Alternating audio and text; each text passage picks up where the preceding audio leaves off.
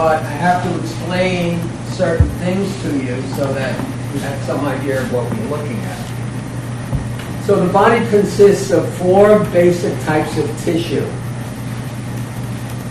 Something called epithelial tissue, which is there's the spelling up on the board, on the screen.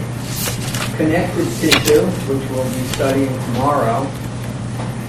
Muscle tissue and nerve tissue. Those are the 4 basic types of tissue found in the human body.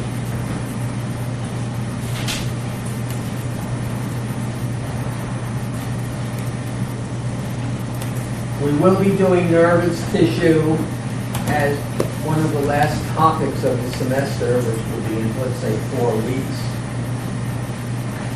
And muscles we'll be doing probably not next week, but the week after. And so that leaves epithelial and connective. So tonight we're going to do epithelial tissue.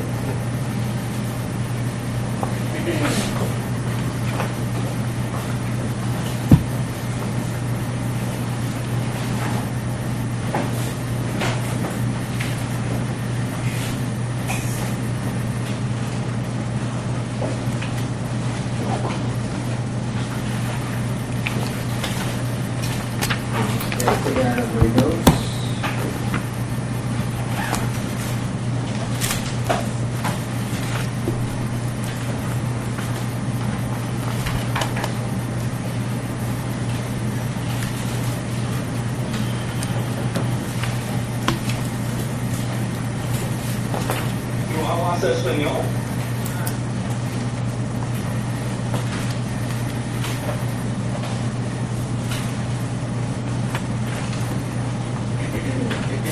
Oh, and I left out mitosis. After I leave out mitosis. So add that to that list.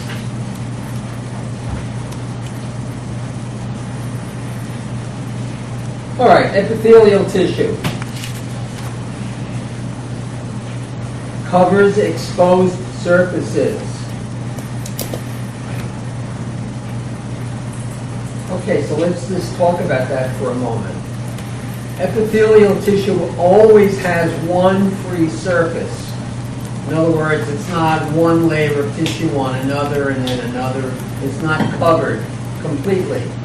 Yes, it connects to something on the bottom, type of tissue on the bottom that I'll explain momentarily, but the top part is free.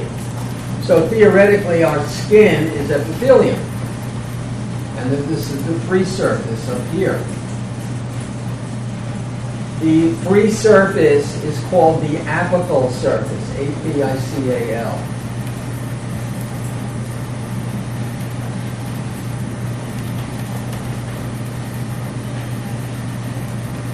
And the deep part, the part that touches an underlying tissue, is called the basal surface, B-A-S-A-L.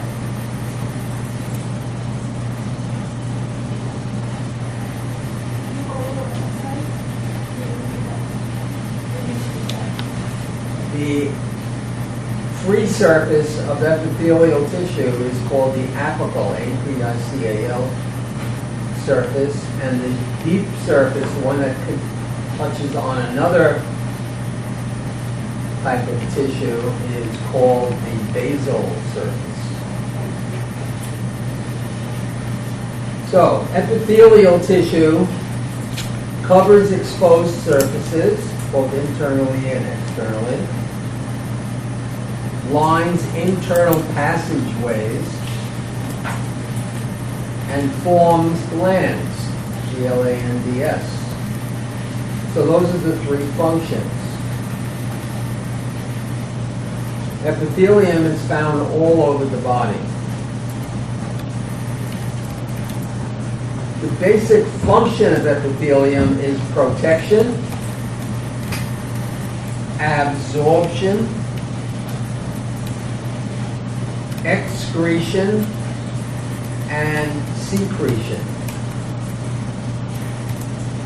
Can anybody tell me the difference between excretion and secretion? Anyone? Okay, so excretion is something that goes out of the body. We excrete urine. We excrete fecal material. Secretion is a substance that stays in the body. The pancreas secretes insulin. The thyroid gland secretes thyroxine, as examples. So secretion stays within the body, excretion goes out of the body. So the basic functions of epithelial structures and tissues is protection, absorption, excretion, and secretion. So how do you explain absorption? Well, think about take a bite of some food substance, let's say a carbohydrate, let's say bread or pasta, and you swallow it and it goes into your stomach as basically almost like the food, except it's ground up by your teeth. In the stomach there are very strong acids, very strong, and it starts, and enzymes, and it starts to break this food down. After it's broken down into like almost like a paste, it goes into the small intestine. As it travels through the small intestine, it's absorbed from the small intestine into the bloodstream and then utilized for various reasons by the cells of our body, such as energy or oxygenation or other things of that nature. So that's where the absorption comes in. So epithelial tissue has the ability to absorb.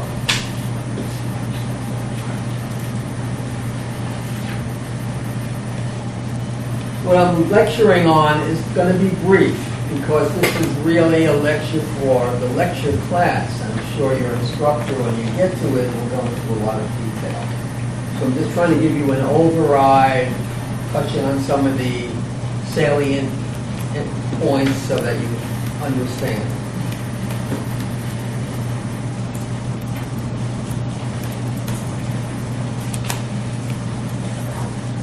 Epithelial tissue is avascular.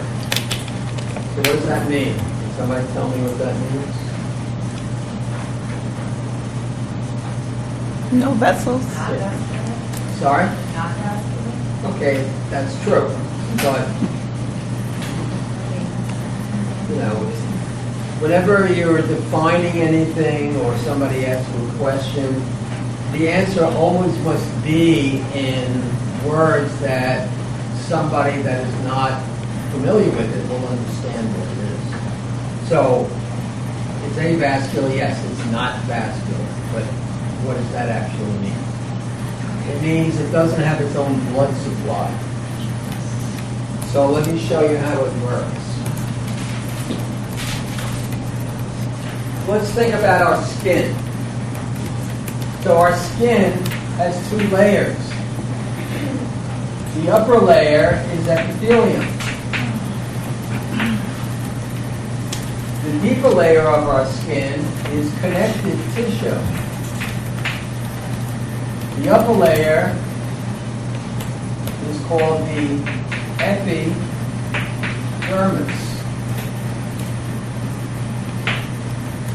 The deeper layer of the skin is called the dermis. So remember, epi means above, correct? So this is the deeper layer, the dermis, and this is the upper layer, the epidermis. The epidermis is epithelial tissue. The dermis is connective tissue. This layer right there is the apical layer. And that's the free surface.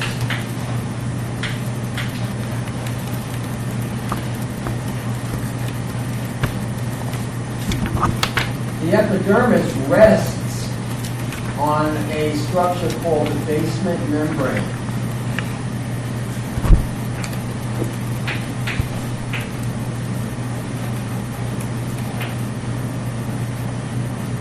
Basement membrane separates the epidermis from the dermis. And you'll get into the structure of the basement membrane, I assume, by your lecture instructor. So, the epidermis is avascular.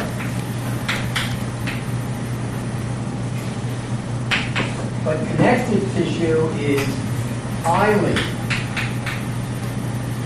vascular. So, blood is absorbed from the connective tissue portion up into the epidermis for survival. Everybody put your pen down for a second. Let me just demonstrate. Take your right index finger and hold it like that. Take your left hand and grab it like this. And squeeze really hard. Do it for 15 seconds. Okay, now remove your hand and look at your finger. What color is it? It's kind of whitish, isn't it? Why? Because you're strangulating the vascular supply by constricting it. Now, if you did that for, let's say, 12 hours, the tissue in your finger would die. And the name for that is called necrosis, Necrosis. Necrosis means death of tissue.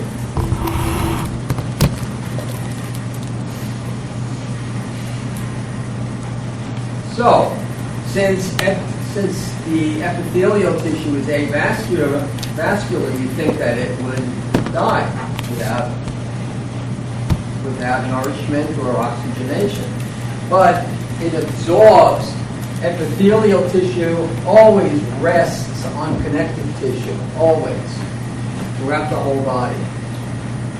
And it absorbs the blood in a very special way that you should discuss in lecture, up into the epidermis in this case, or the epithelial tissue. Does everybody understand that? Follow? Yeah. So you said that the epidermis absorbs the blood. You have to talk louder. It's very noisy. Yeah. You said the epidermis absorbs the blood from the dermis. Yes, the dermis is connective tissue, remember? Okay.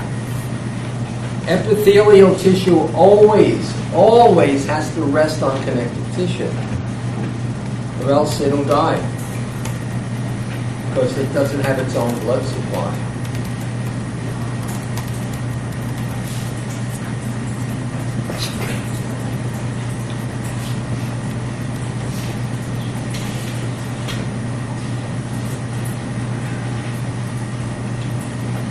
Okay, so if you had to use one word that best described epithelial tissue, it would be protection. Now, yes, it does all those other things that I just mentioned: absorption, secretion, and excretion. But if you had to say, if there was a question that said, which word best describes epithelium, that would be protection. It's a protective layer, in part.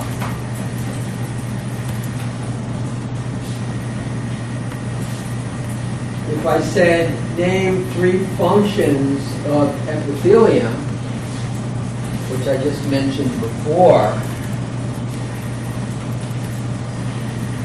it would be absorption, secretion, excretion, and protection. Well, that's 4.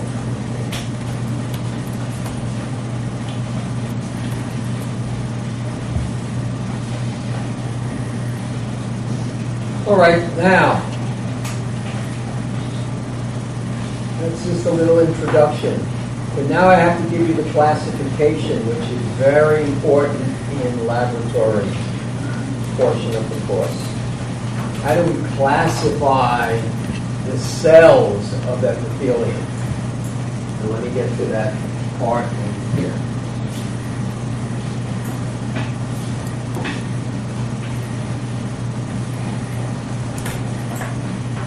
All of this material should be in lecture that I'm skipping over now.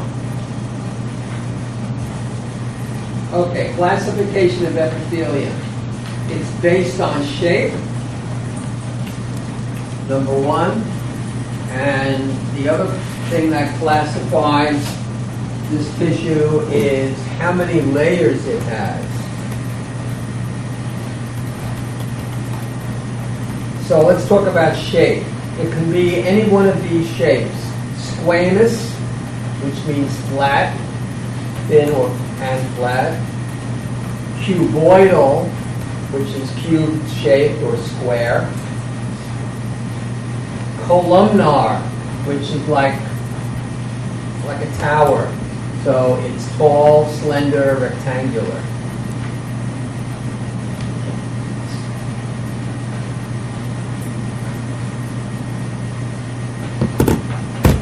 Layers. If it's one layer thick, one layer, it's called simple epithelium. If it's two or more layers in thickness, it's called stratified epithelium.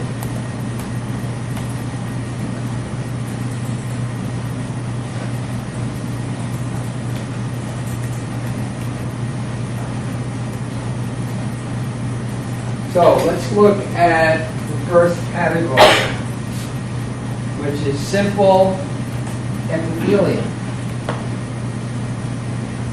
So simple can be squamous, and you can see it's thin and flat.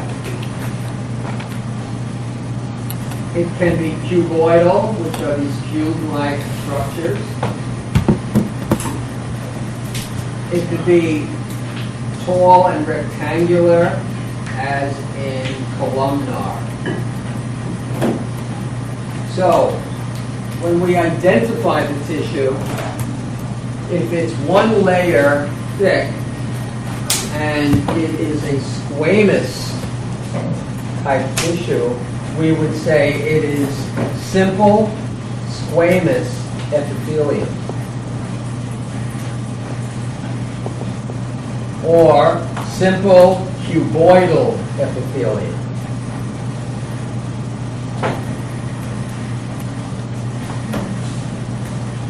Or simple columnar epithelium.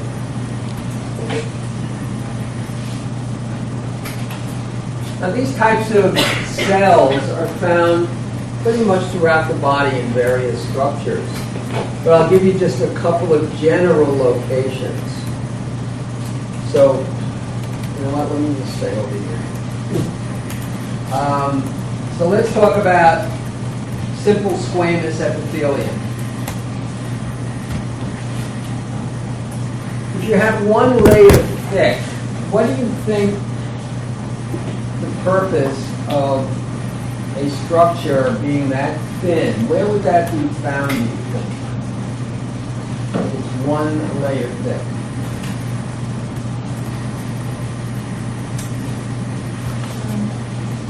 Remember, one of the principal functions is absorption. So if it's one layer thick someplace, that's in an area where absorption is going to take place. Let's say you had 5 layers, which would be stratified. Absorption would be pretty much impossible. Correct? It's like taking the sponge and putting it in a little puddle of water and it'll suck the water up. But if you had that water covered, let's say, with 5 sheets of paper, and you put the sponge on top of the paper, would it suck it up? Probably not, or it could very, very little. So it's a similar analogy. So where do we find simple squamous? One of the primary places is capillaries. So let me explain that to you.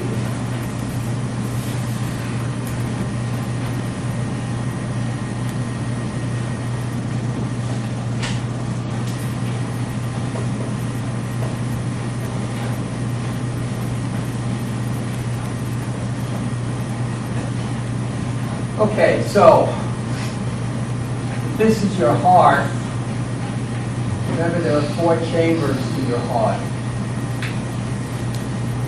So this would be called the right atrium. This is the right ventricle. Did you go over this in lecture? Okay, and then the big, I'm sorry, it's backwards. Then this is the left atrium, and this is the left ventricle. Coming out of the left ventricle is the biggest artery of the body, and it's called the aorta. So it comes out of the left ventricle, it goes up, that's called the ascending. It then has that loop, and then it starts to come down. And this is called the descending aorta. And it goes all the way into the stomach. It goes through a hole in the diaphragm.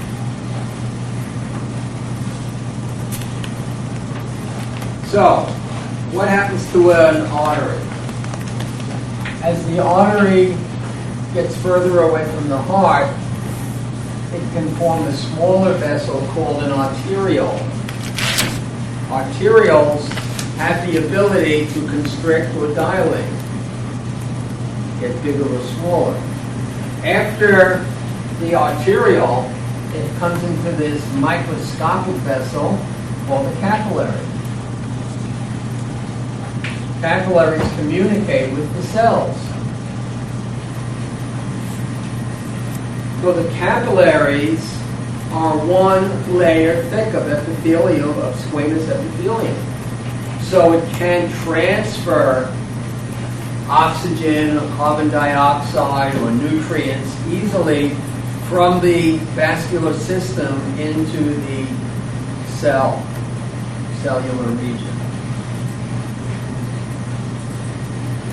So, where do we find simple squamous epithelium? Lining the capillaries is one place. And the other place you would find it is a place called the alveolar process. A-L-V-E-R-L-O-E-R.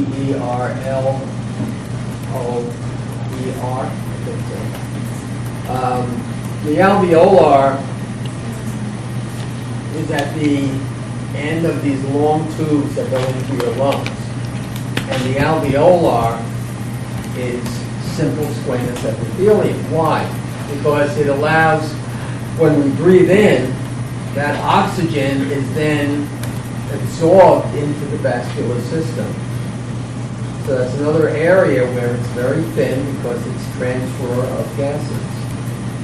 So if on a question, if I ask you name 2 areas where you would find simple squamous epithelium, you would say capillaries and alveolar process. Simple cuboidal, we find it in salivary ducts, that's in your mouth, and in the kidney tubules.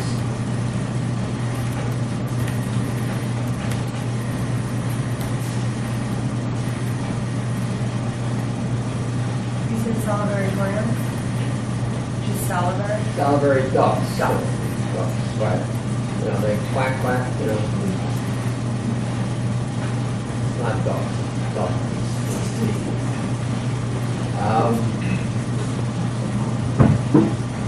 How about simple columnar epithelium? We find it in the respiratory system. And you find it in some of the female reproductive systems.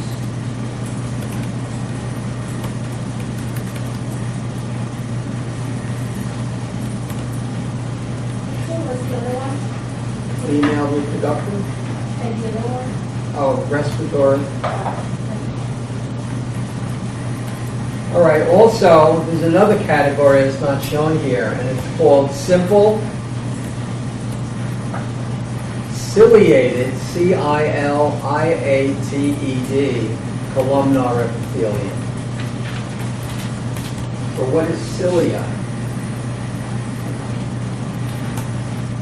So if this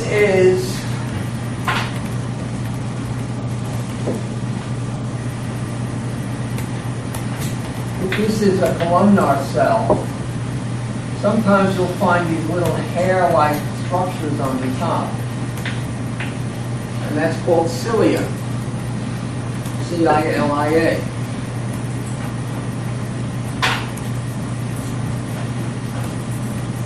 Has anybody ever seen a wheat field like in Kansas, either on TV or in person? Anyone?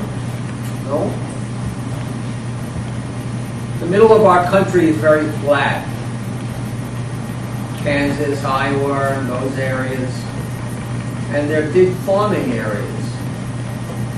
So it's very windy as a result, because there's nothing really to block the wind. There's no mountains or forests. It's just flat, open land.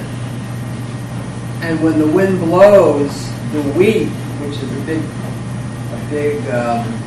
production in those areas, goes like this. And then when the wind stops, it goes back. So it's very rhythmic, it's very poetic.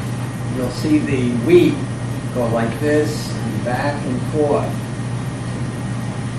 So that structure, that movement, helps to move air along its way, or substance.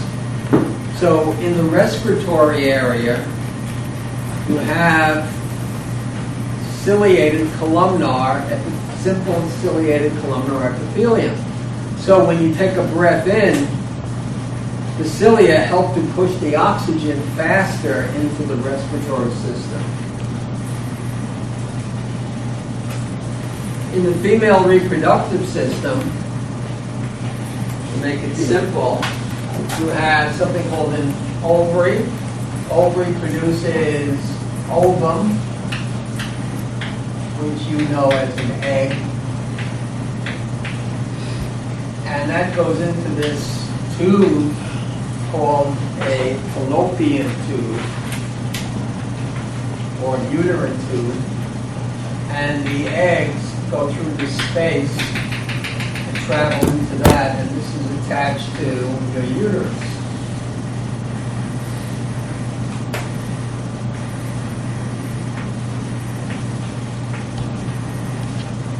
So, during certain times of the month when the eggs are mobile, they go through that tube into the uterus, and they're kind of looking to match up with the sperm cell for reproduction. This is lined, the fallopian tube is lined with simple columnar ciliated epithelium. It helps to move the eggs along much faster than if that type of tissue was not present. So if I asked you on an exam, name 2 areas where you would find simple ciliated columnar epithelium, you would say female reproduction. It's fine, I mean it's not very specific, but it's good enough. And respiratory, which is also not very specific, but it's good enough.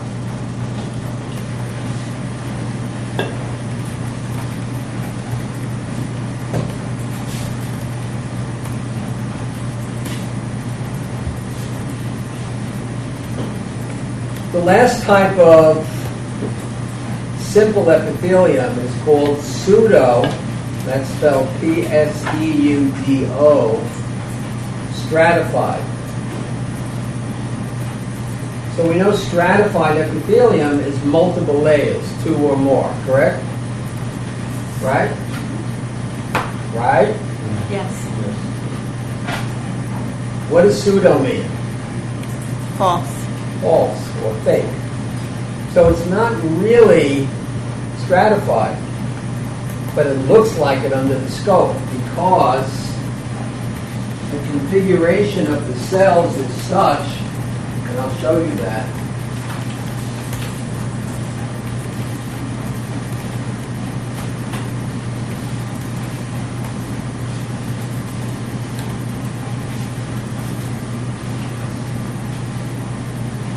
So it's one layer. So let's say you have a cell like that, and then there's another cell almost like in back of it, but it's a little taller.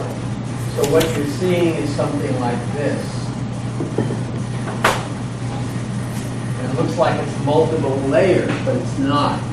It's just the way the heights of the cells and they overlap each other a little bit. You don't have to identify that on the test. I'm just mentioning it for completeness.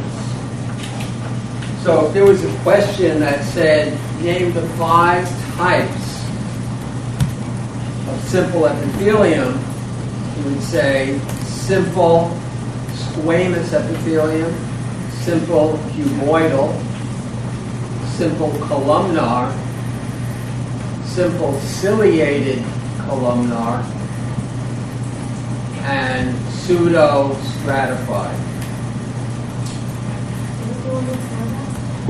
Those are all your simple cells.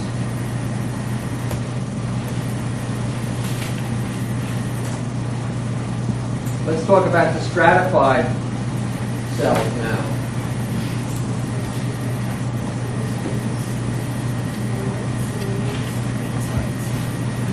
Okay, so stratified. You have stratified squamous epithelium. Look how many layers piled up on top of each other. Stratified squamous epithelium would be in your outer layer of the skin, in the epidermis. Just think if your epidermis was one layer thick, you'd be constantly walking around with your arms and legs hanging off of you. So it has to be multiple layers to be strong because you're constantly rubbing and you're getting layers off, or you bang yourself, or you're working with your hands, or something of that nature. Yeah, so which type of simple was that you just said is found in the epidermis? I'm sorry. No, that's stratified. The stratified. Okay. That's stratified squamous Thank you. epithelium. But that's not the complete picture. So let me just confuse you a little more.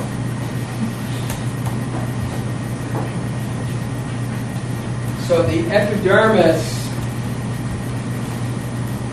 is stratified squamous epithelium, but that's not the whole picture. On top, if this is the epidermis here, and this is the dermis, this is epi, and this is the dermis. On top of it is a layer of something called keratin, Keratin. Keratin is a protein. It has a yellowish appearance. And on top of the epidermis is that thick layer of keratin. It's thicker on the palms of your hands and soles of your feet, but it's found all over. So, we have something called stratified squamous keratinized epithelium. Stratified squamous keratinized epithelium. Only found on your upper layer of the skin. Only. We do not find keratin internally.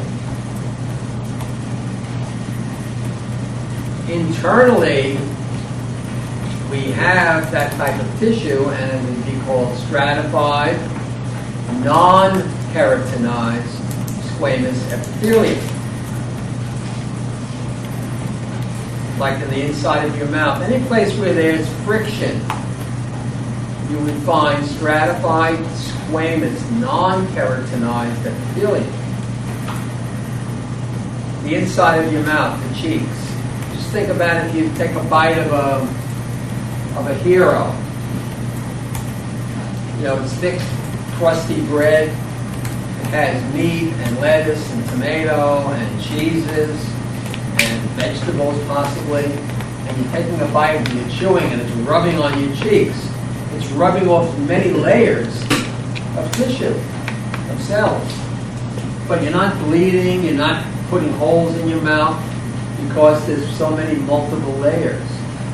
But it's internal, so it's stratified, squamous, non-keratinized epithelium. Where else do you think you would find it? Any place where there's friction. How about vaginal lining? Absolutely. How about the anal lining? Absolutely. Any place internally where there's possible friction to occur, you would have stratified, squamous, non-keratinized epithelium. If it's keratinized, it's only external.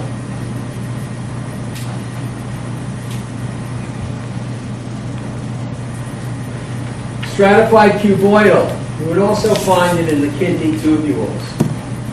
You would find some in the salivary tubules as well, or ducts.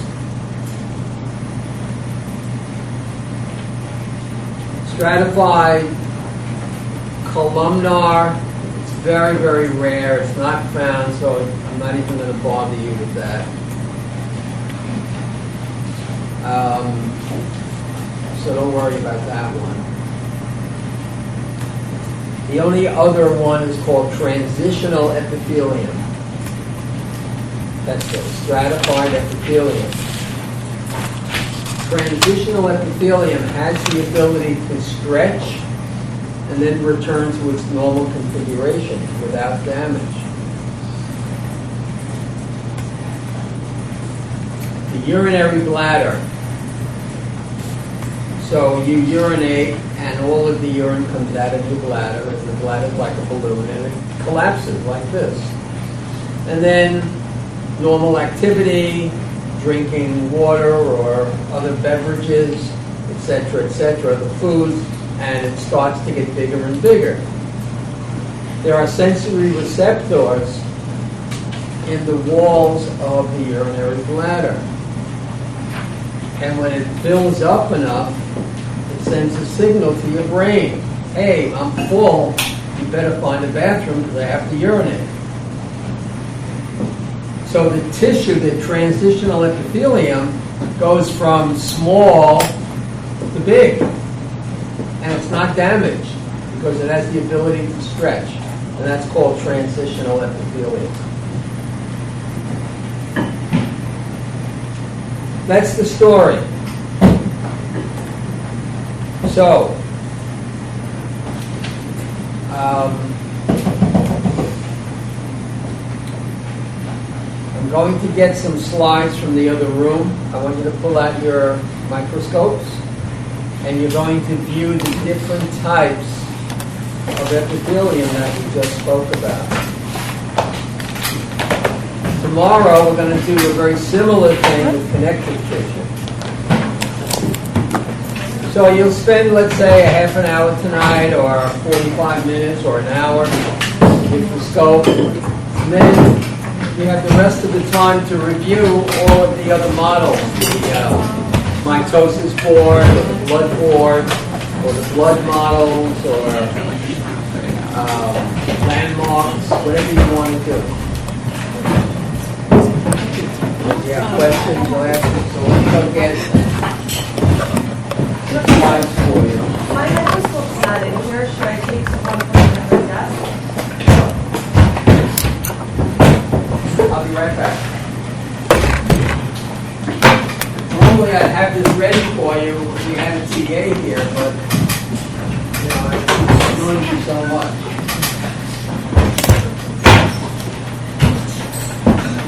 Who has the attendance list? Did anybody not sign?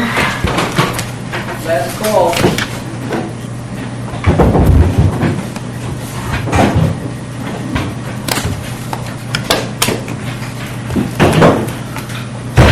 don't know what happened to your chair. I'm gonna have to swap it out.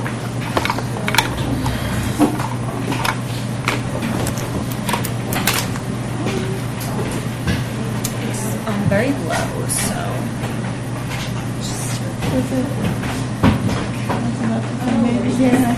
Oh, perfect. There was like, I actually didn't see my microscope through it. That one. Okay, so write this down, please. So I'm going to bring some slides out from inside, and one of them will say lung, L-U-N-G. That represents simple squamous. Kidney.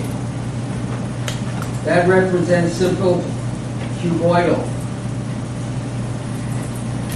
Colon. C-O-L-O-N. That's simple columnar. Simple uterus. That represents simple ciliated columnar.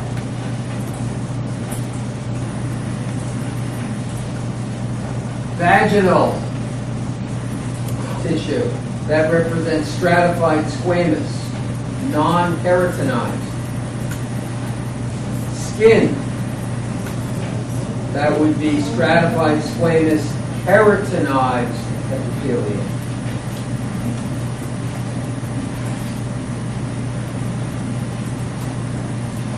And that's all you're responsible for.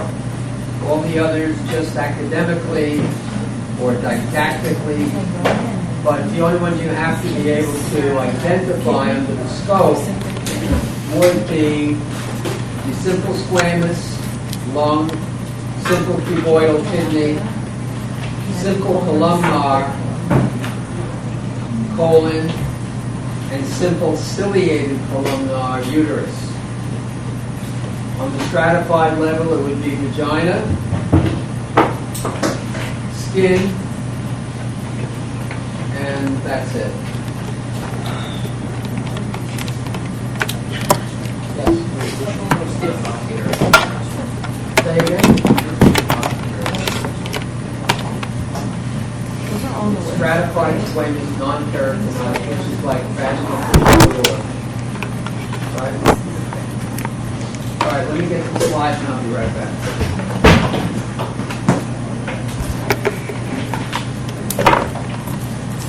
Are you looking for a microscope? Yeah. It's not my table.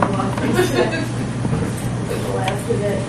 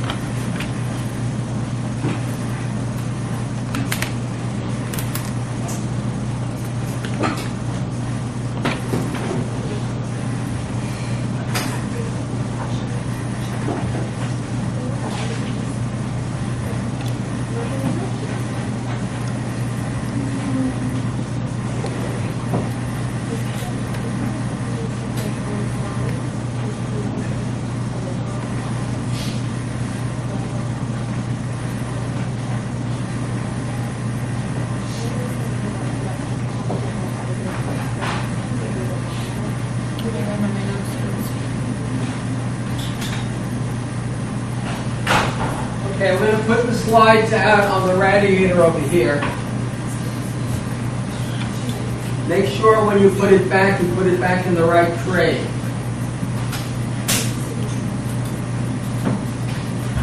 So they're labeled exactly as I said. This is skin.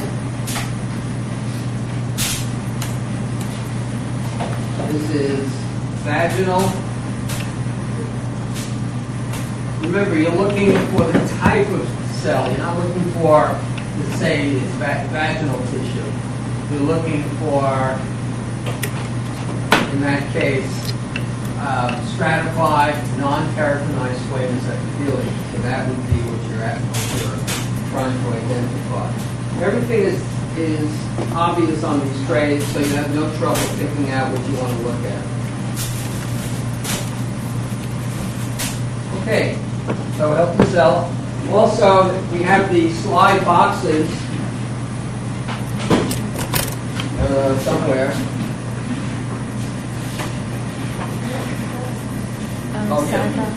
You can go through the slide boxes and there's things are labeled in there that can be helpful.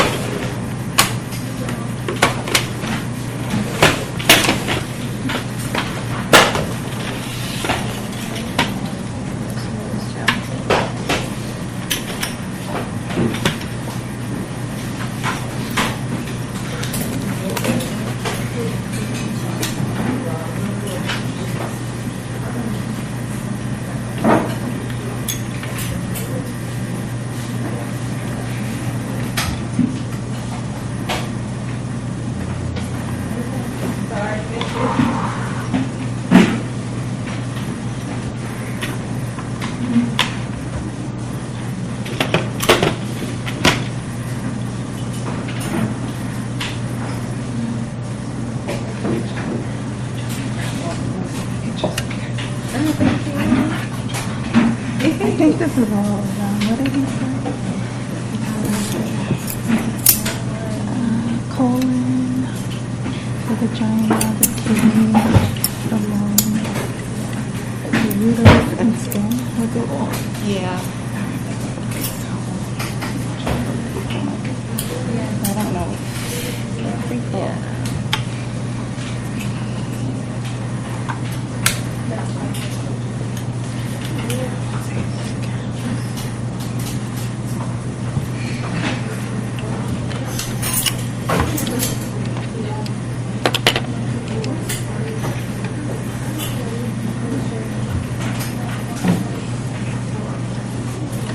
This may be helpful for you. So this packet, you can take pictures with your phone, has all of the things we discussed in the last 3 days. So you have the microscope, the slides I was showing you on the screen. Then you have the body planes. So you may want to take pictures of each one of these landmarks. You have every material you need for the exam. The next page is the regions.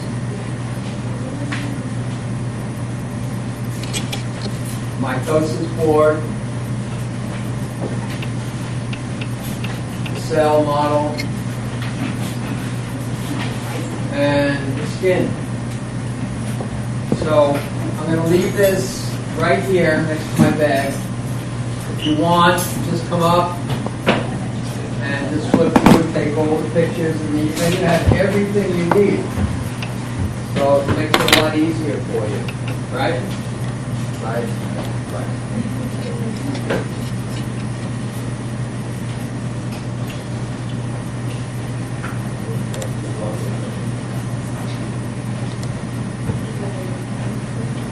What's that?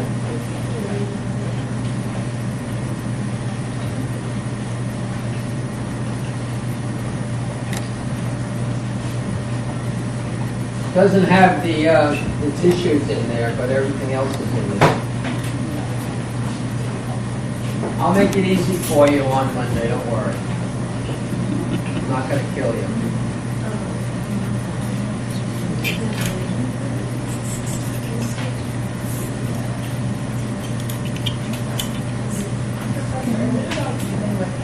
Labeling things and then asking some functions.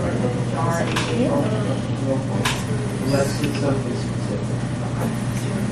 Lab is just identification. Lecture, you have all that. Yeah, sometimes like you Yeah, said, like like where we find the tissues. Well, that's different. It's not function, but it's location. Okay.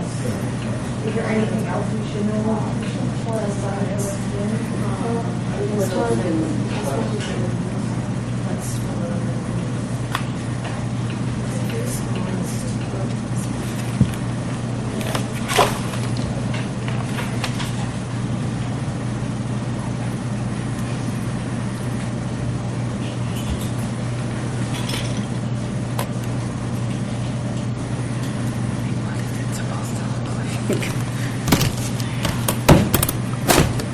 Anybody needs help, just raise your hand. Yeah, what do you mean? Yeah, right there. You can't see anything? It's I don't know whether You turn it on? it's on, right? Maybe it needs to be a little bit brighter. Yeah, you're like, wait, it's like you're not really getting much light. Okay, out what's of up? this, but also try with this one first. Oh, thank you. I can't get it into focus. I let don't me- think. I don't know if let me it's light or too much light or not enough. Okay.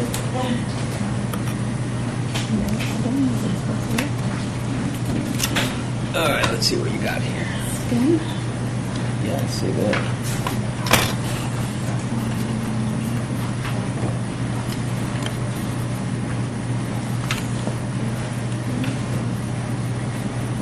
All right.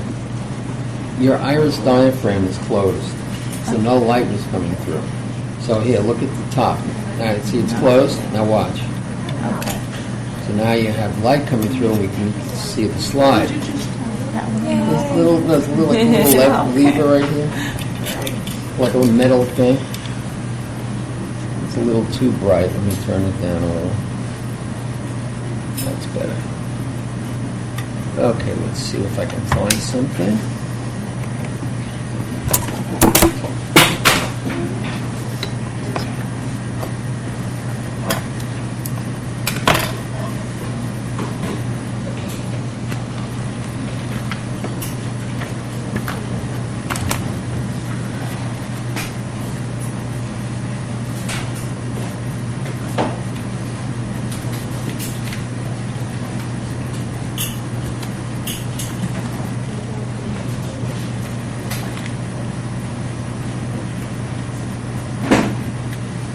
Okay, so take a look now. Yeah. All right, so you see the dark, Yeah. see the dark outer layer? Mm-hmm. See there's that layer only has, it's only touching one surface. Right. Has an exposed surface, right? Mm-hmm. Remember the name of the exposed surface? The epidermis. Apical layer. So, that dark layer is the epidermis. Below it is the dermis. Right. So all you really have to do is, if this appeared on your exam, and it said what kind of tissue is that, you would, don't put down skin. That's not tissue, that's a structure. So you'd put down keratinized squamous, stratified keratinized squamous epithelium. So, but skin is like, if you see it, it hits you right in the head. You can't miss it. See, so Yeah. it's a good That's picture my for thing it. with clothes. And this also. That's the comes real out thing. light. Yeah, you can use that too. Okay. Yeah. It is a good, what's your name? Jasmine. All right, Jasmine has a good picture of skin here. If you want to take a peek, and what do you charge, a quarter each? All right, 25 cents if you want to look at her slide. But it's a good picture of skin, so you can get an idea. And if that appeared on your exam, it would be, the answer would be stratified, keratinized squamous epithelium. Whoa. This is so cool. Excuse me. Oh, sorry about that. Oh, wow, it's super cool. When I grab the slides, it was a good You idea. should all take a look at it, that's very classic. Yeah, say it again. It's like What is it again? He said, I said, it'll be stratified squamous epithelial. Stratified squamous. Well, on the text, answer stratified squamous Okay, epithelial. so the first thing you should do is lower your stage all the way down a little bit. Yeah, all the way down to the bottom. Okay? Good, to the bottom. Second thing, you want to look at the slide this way, just to see where the thing is right here. Right? So you want to lock it into there. You want to put it over the light. Sorry. Let's go to scan first. This is you It's too glary. Let's cut it down. Trying to take a photo of it? Oh, wow. Now let's bring it up until we see something.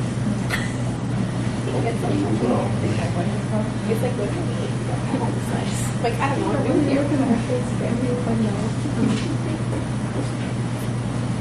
Wait, what is this again? Stratified squamous epithelial. Oh, this is skin.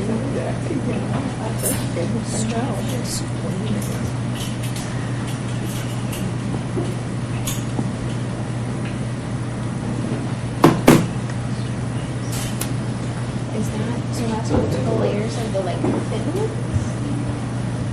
Like, it's one But isn't simple one thing? Oh, wait, I don't know. That's all right, you'll get it. Tissue that you would say stratified, keratinized squamous epithelium. Must be You want to do it backwards, that's one page. Okay? And typically when you look through the microscope, do you see it with both eyes also? Because I feel like generally... I gotta get used to it, it's a little bit foreign, you know, but if you practice it, you'll get used to it. And don't, a lot of people do this, you know, looking through this, they close one eye, and then you lose it all better. Right.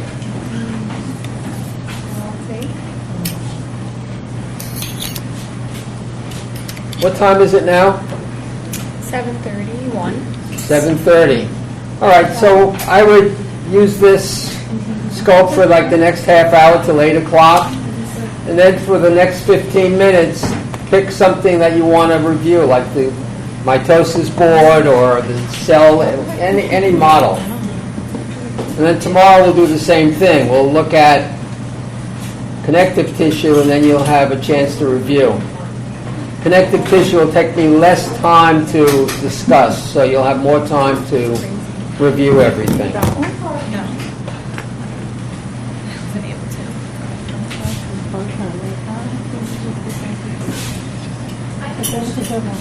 Yeah. Yeah, it was super cool. You're looking at what? Kidney, Okay. and they're supposed to be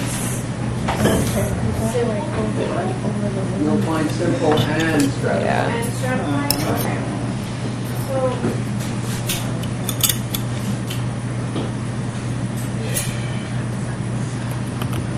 but, You want me to look and see? yeah. That's important. On the exam, anything under the scope will be very obvious to you. I'm not going to try to fool you or make it difficult. But I realize that it's all new to you, and I don't expect you to know this stuff right away. But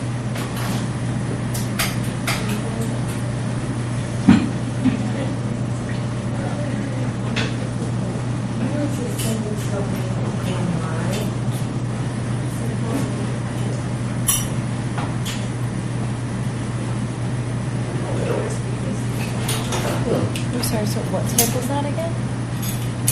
He said it was stratified squamous epithelial. Stratified squamous. we're looking for a Can I look at it one tube. more time really quick? I'm sorry, I'm gonna come.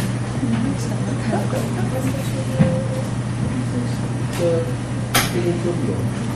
When you have next semester, you want to do the urinary, kidney has miles and miles of tubules for What they're hanging about. Androgynous waste.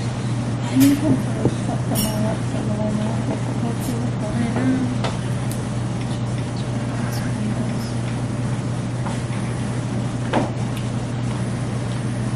A whole bunch of them here. I'm just trying to find one that's the most classic. So that-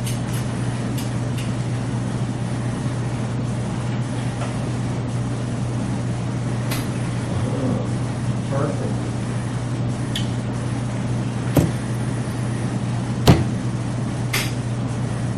Okay, so just take a look there. See right in the middle, that round structure? Oh, yeah. Okay, so that's a tubule. You can't really see the cell because it's on scan. So we have to increase the magnification for that. We're going to flip low power. Once it stays in focus, where's that quote?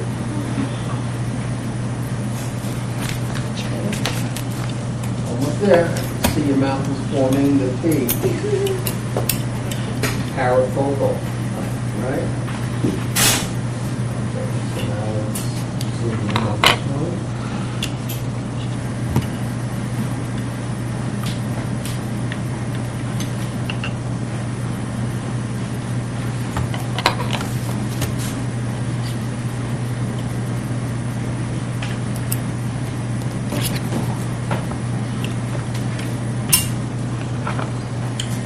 So for the test, we can All right, so look at it now with low power. It's a little bit clearer, correct? Because you can't really see the detail as well. Yeah. So we're going to go to a higher power.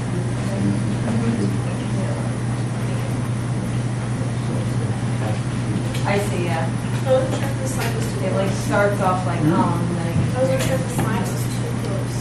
But like if you Can't- went to the one side, it looks like in the middle, it looks like, right? All right, so now you can see the cuboidal cells lining the openings. Yeah. Can you see that?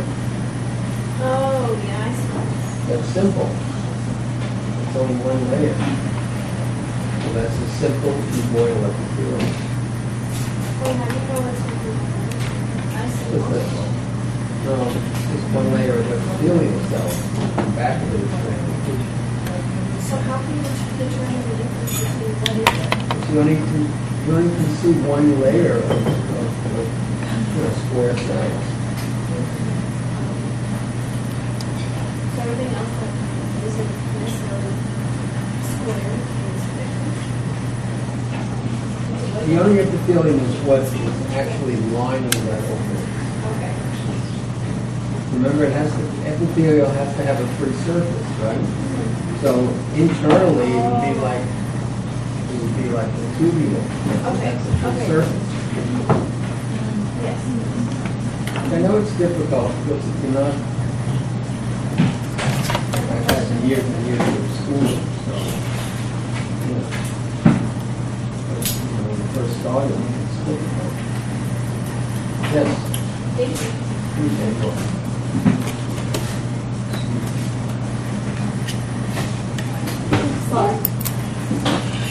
Difficult question. Yes.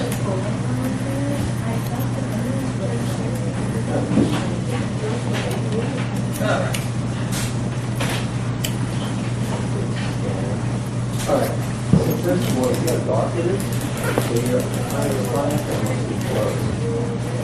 So, put your finger right here, do you mind? Through the middle? Pull it towards you a little bit. Up now. Light coming through. One of the things that was good. That's why it has to do with Well, no, you have to either use the rheostat here, but if the iris diaphragm is closed, The lung, he said the simple small sonos. I can't see anything under this one. The one. Yeah, no.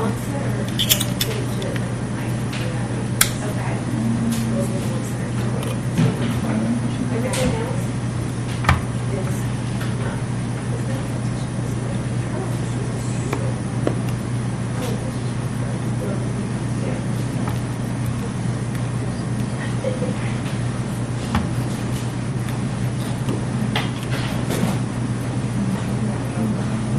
Yeah, well, I don't know what's different than our investment.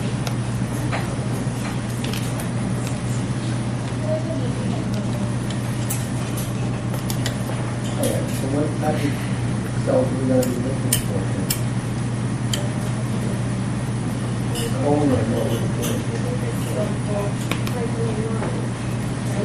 Oh, you're looking right now?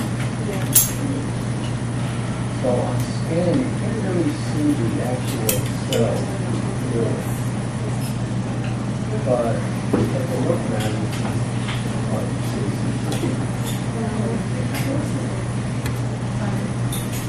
I can't tell like what this is.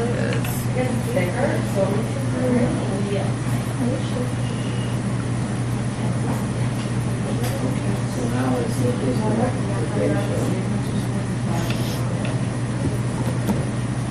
I think for me, the sides look like the columnar, and then there's like different tissue in the middle.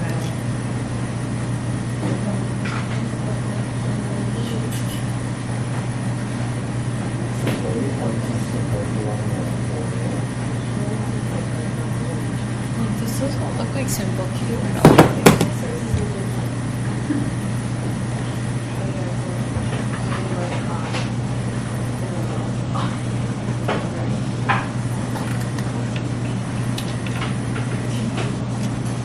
Oh, there's it.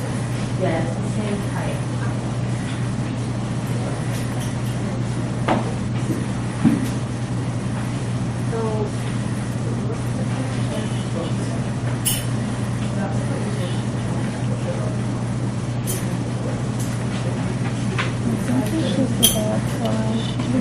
Yeah, right? If I see something, but not. Yeah, when I Googled it, it sounds the same, but they're both. Squid is the skin was the stratified, right? That's the one you were looking at. That one's over here.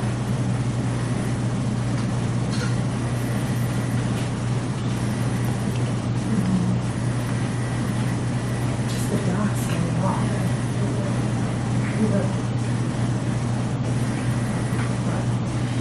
I guess you have to just, what you said, you just have like columns, you know what I mean? So, hopefully.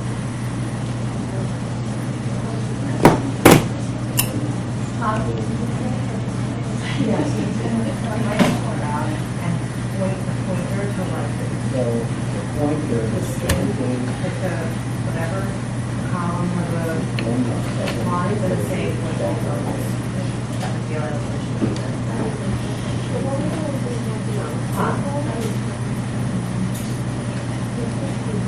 well, I mean, taking a picture helps, you know? Because then you see it, and then you can study it that way.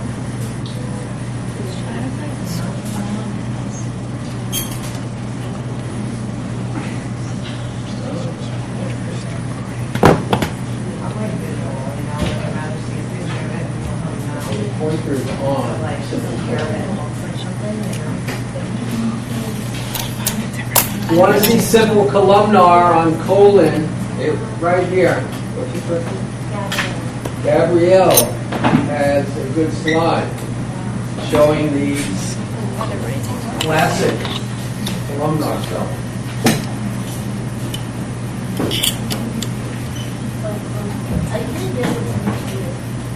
Can't get it to what?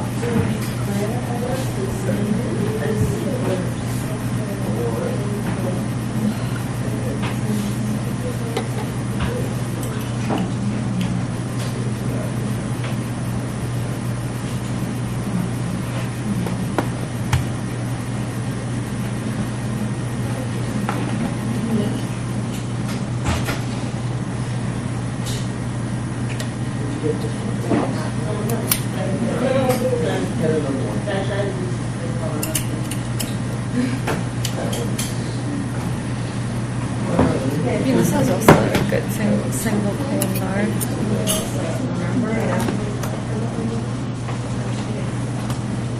Jungle columnar. It looks the same when you find it on. The stratified is vaginal. Do we have vaginal? Yeah, vaginal.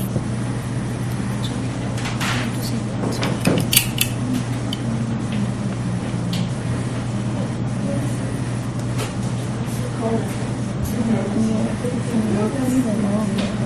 just not. And I remember that you looked at certain ones, I can't figure out. How do you see the whole slide again? It's so silly, it's like it has the same, you know, That's a lower the stage. Yeah, right. quality. But it's not zoomed in enough, you know? And that now. What? Oh, but then that brings the stage up still, right? That's how I've been fine-tuning it. I like I'm finding them. I just like want more detail. Perfect I columnar. don't know if all of them have. Yeah. When you up the power, it does give you a little bit more detail. Looks like So that. what? My corn slide looks like this, right? So like, this slide looks like this, so it would be this. How will I be able to know the whole thing?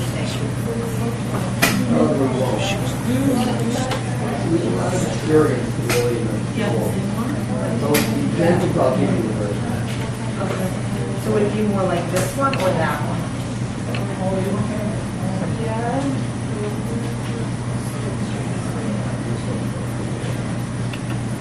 The other way. Yeah, these are cool, you know. See it here, the surface. So that's a way to know when there's an opening in the middle? Well, no, I mean, don't forget the apical surface.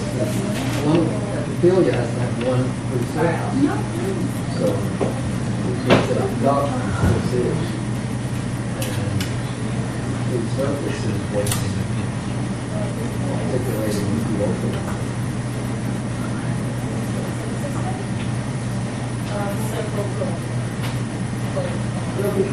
You'll be able to follow. Yeah, it's just so, I know, like everything more, it's just more.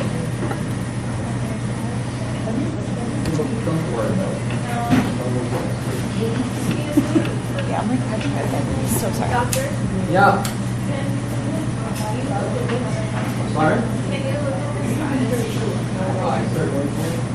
I like don't get how this would be classified as what it is. Like what?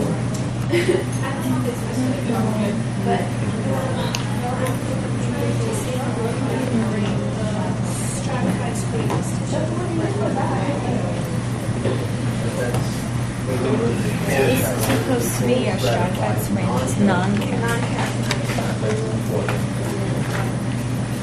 It's the same, so that must be the long. So you're not on that. What? The long. What must be long? It's the same as the other one. Like I thought something was like fine-tuned to be, but it's like one long. Oh, you see it? Yeah. Oh, okay. Wait, let me look then. Very. Remember you need a good surface for it. Shit, I know. So always look for like the edge. Oh, wow. So what is this supposed to be? You see the long. Simple splitting. Simple squamous, yeah. Perfect. Point is right on multiple layers of squamous tissue. Non-keratin.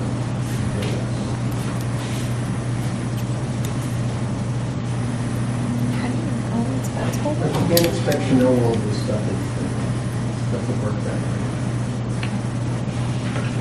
Using a microscope. It's a long time until you really understand.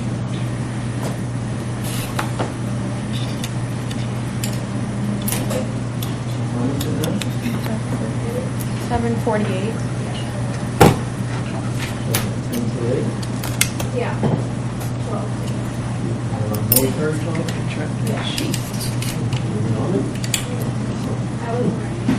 What?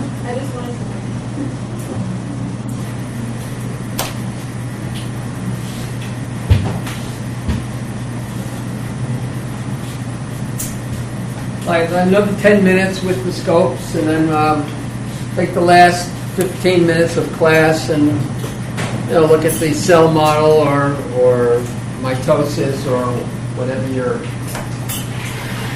comfortable looking at.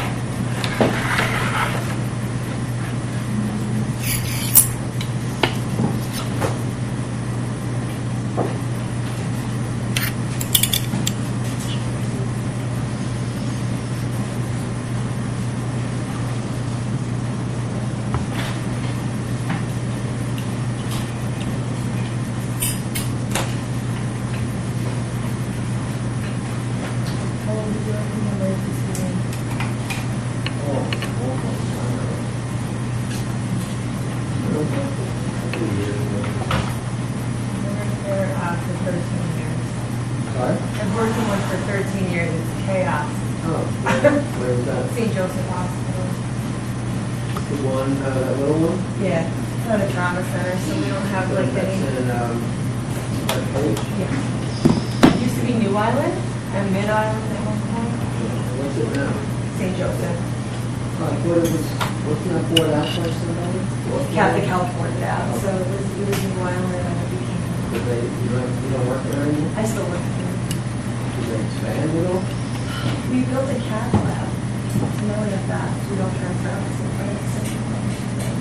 They're getting their jobs from Texas. Most of them. Yeah.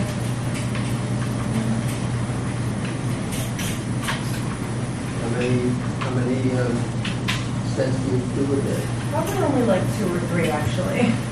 Really? Not a ton, yeah. Not a ton. Some of the spending cases we still get sent out. It's like something. Where you send them to? To St. Francis. Sometimes Good Sam, but most of the time. I like him onto this one still. So what I is it cannot like? adjust it on my side. Attack vitals and. It's just weird. It's weird. PA or? Nurse That practitioner middle eventually. has to be right in the center, or you won't see anything but this slide. What happened? Actually, so I'm trying It has to to be get an right on accelerated there. program. Mhm. It's so expensive, so I'm trying to figure out the best route. So they're all like the accelerators at Adult Vibe and LIU. We need They're nursing like program. $70,000, it's crazy. And it's, shorter than you think the bachelor's, but it's like What a lot about of mine money. going? Breathing? I know medical school is free. My sister's an Einstein's free. NPA. Einstein's free, and Rockwell, I think is free. Medical school, I don't know about the nursing. Well, my union is paying part of my tuition now. I went for $11.99, so they're paying much of it. But I'm gonna reapply to NASA and Suffolk and then hopefully, I'm gonna say, hopefully get in. Yeah, you need, in this school, you need a really high average. You need plus to be able to get it. They don't have that many spots in there. I scored really high on the TEAS test, which helps, but there's just so many, right, there's so many. Well, if you have good grades, I mean, they look at this, this is like, the key to getting in, to get an A in this course. I like looking at these.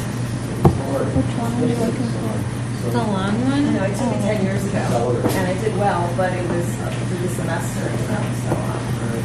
just, It's only a certain number of years that they accept this Yeah, I took it in 2014, I just missed the cutoff.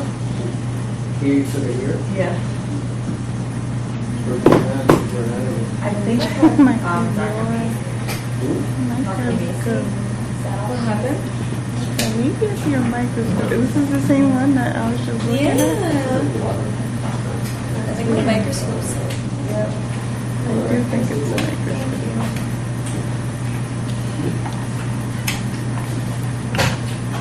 I don't know. Is that good?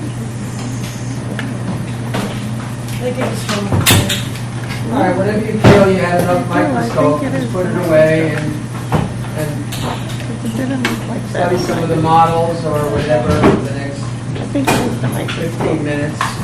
Yeah. How did it go up and down? What? Very weird that I. It's fun. When you put the slides back, make sure they're in the right sleeve. Don't mess it up, please.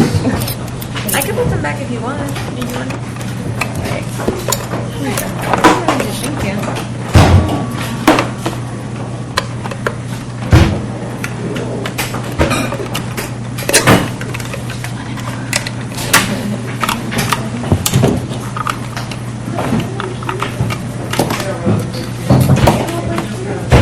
it looks like, Anybody you want to use this or Can I put it away? Anyone? Yes or no? Last call. Like a small cluster.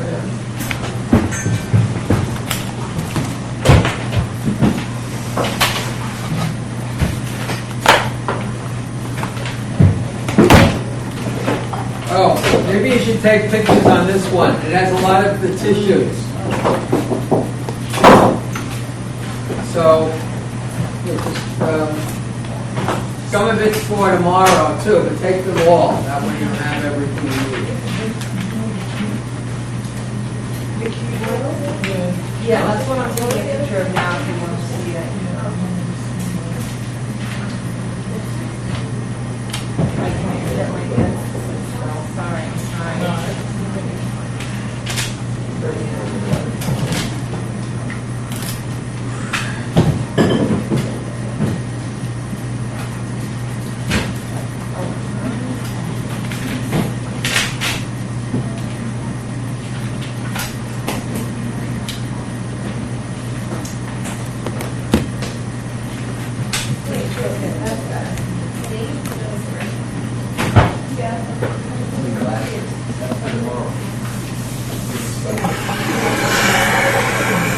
See where like I have the stick where it turns into the little tiny bubbles that are all together?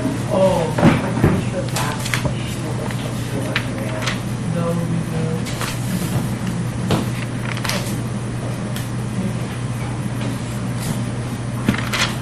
One board. No label, but.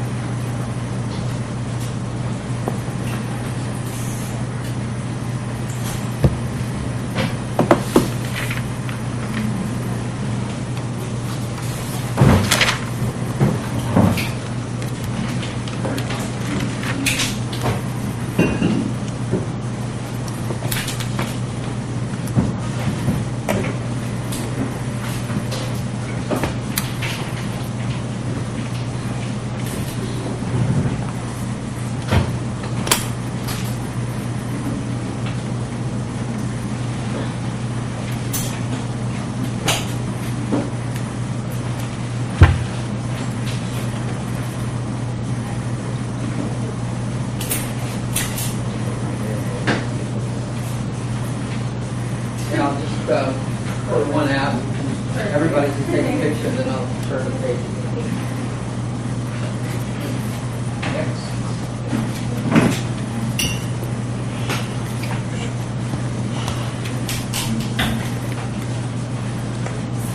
You joining this group? topics that he was mentioning before. Do I have The topics for the exam. the photos? The topics for the exam. Oh, yeah. Yeah, of course. Okay, so the topics are. No, it's totally fine. Wait, let me just get to it. Sorry.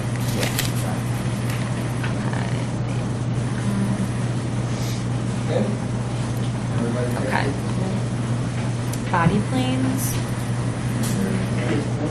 the microscope, parts and definitions. But then they take a picture of it, so you don't have to. Oh yeah, that's totally Yeah. fine. Yeah, whatever you want to do. Yes, yes, thank you. Like dumb on the ground? I don't know. This is for tomorrow. Anybody else? Here, it's just this. Yeah, just like that. Thank you. Yeah, no problem.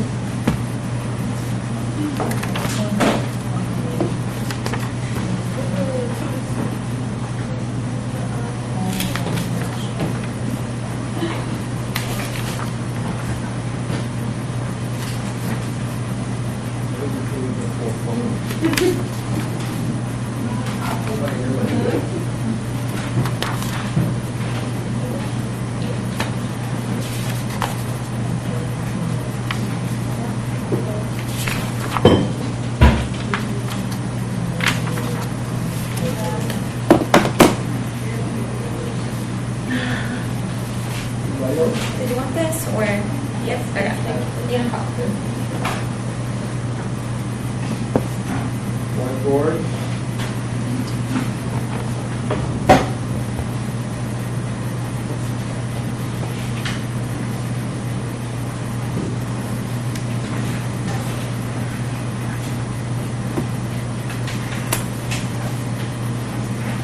Platelet.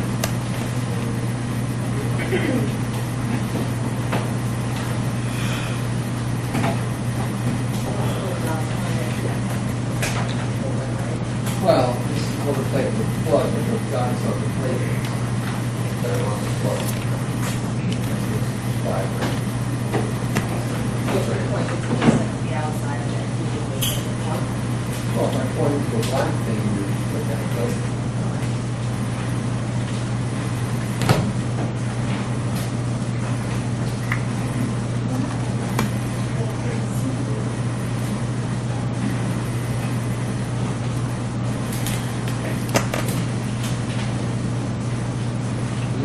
Take a picture.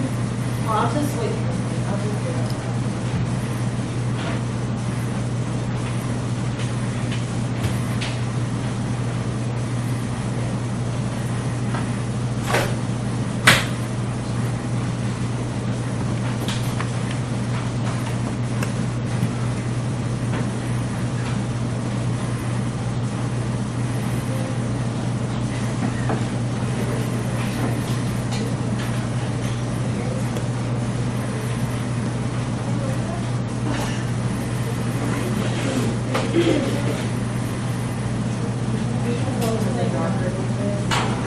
Well, three loads.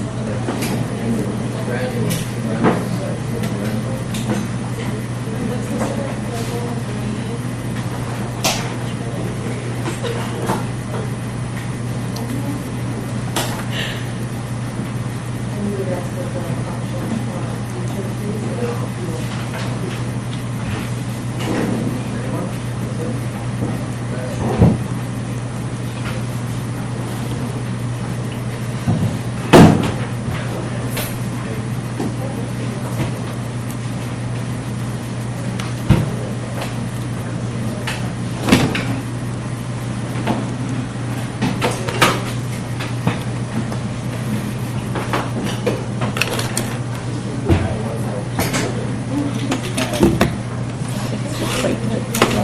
Oh, He yeah. asked us what these were. He said they're just platelets. Don't say plug. Okay, got it. Just the dots are platelets. The whole thing is. If anybody Got hasn't it. returned the slides yet, please Yeah. do so now.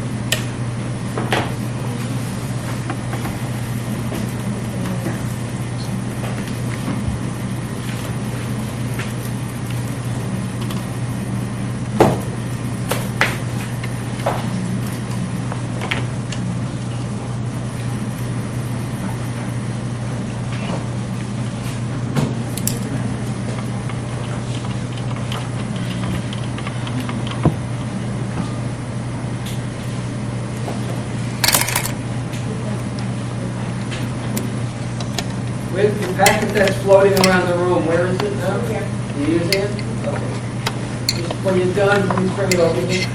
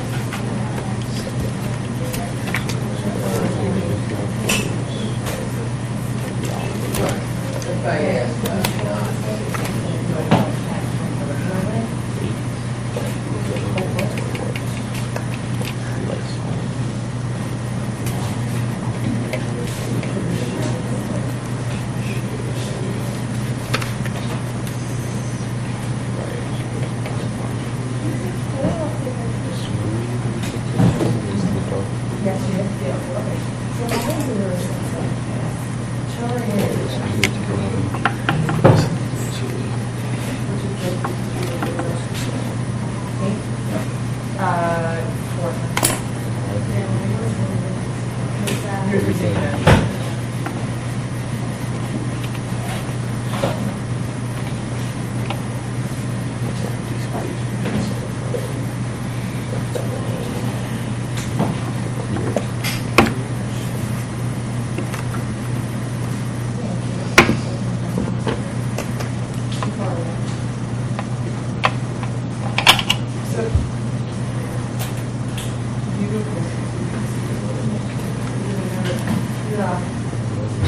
But it was pretty clear, you know?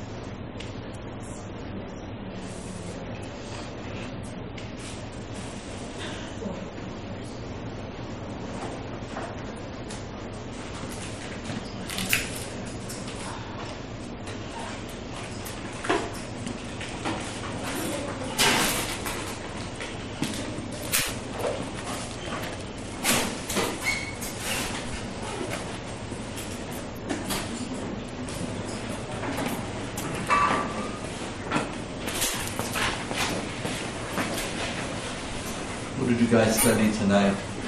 Epithelial. Epithelial, yeah.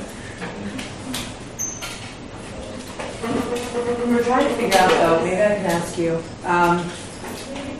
like, you look at something under a microscope and then you go to 3 other people's same slide and it looks totally different. So it's like you take a picture of it to remember, but then it could look totally different on the exam. And I asked him, you know, how would I know the difference? And he said it would just take years of experience. Yeah.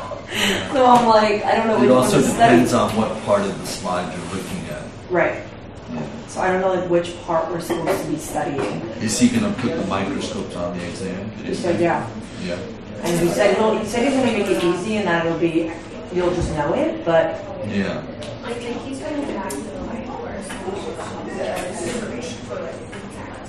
Right. yeah, you're not supposed to touch that. Yeah.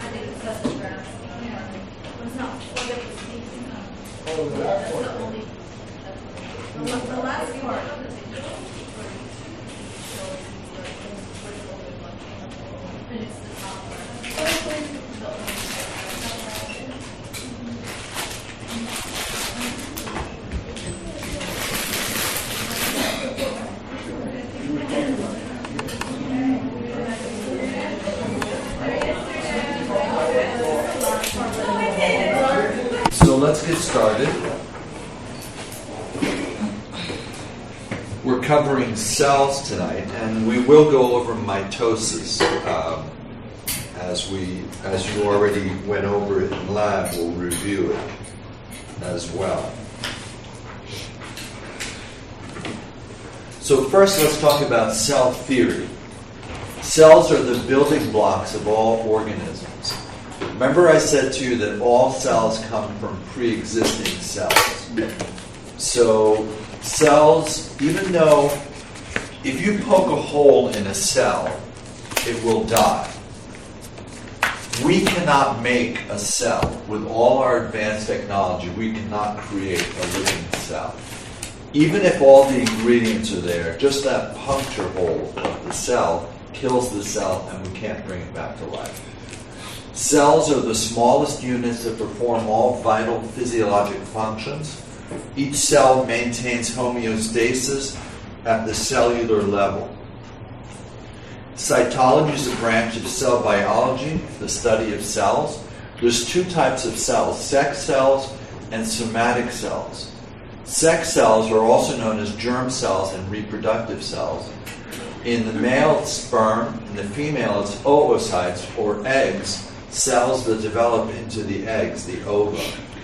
Somatic cells are all the body cells, excluding the sex cells. Let's talk about some parts of the cell.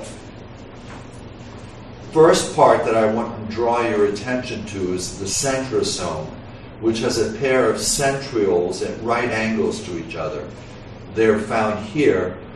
They create mitotic spindle that helps separate chromosomes from one another during cell division.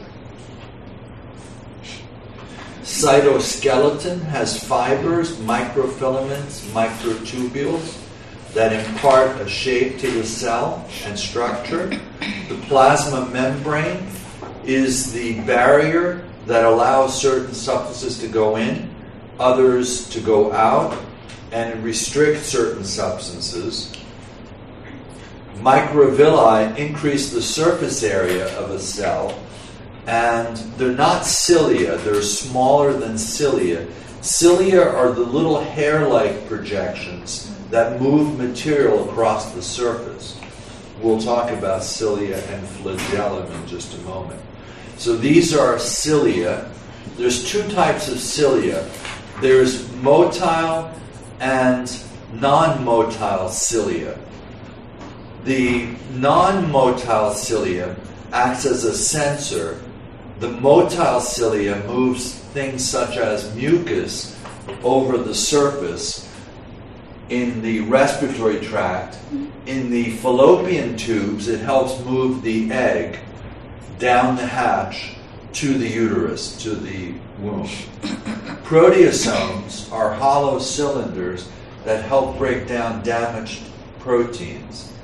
Ribosomes are a combination of ribonucleic acid and proteins. And there's two types of ribosomes. Ones that are free in the cytoplasm and ones that are fixed to the rough endoplasmic reticulum. The function of ribosomes is protein synthesis. Golgi apparatus looks like a stack of pancakes. You can see the resemblance to a stack of pancakes. It helps package materials for export out of the cell. It also helps make what's called lysosomes, which are digestive organelles that have digestive enzymes. Mitochondria are shown here, and they produce 95% of the ATP that's needed for the cell to have fuel.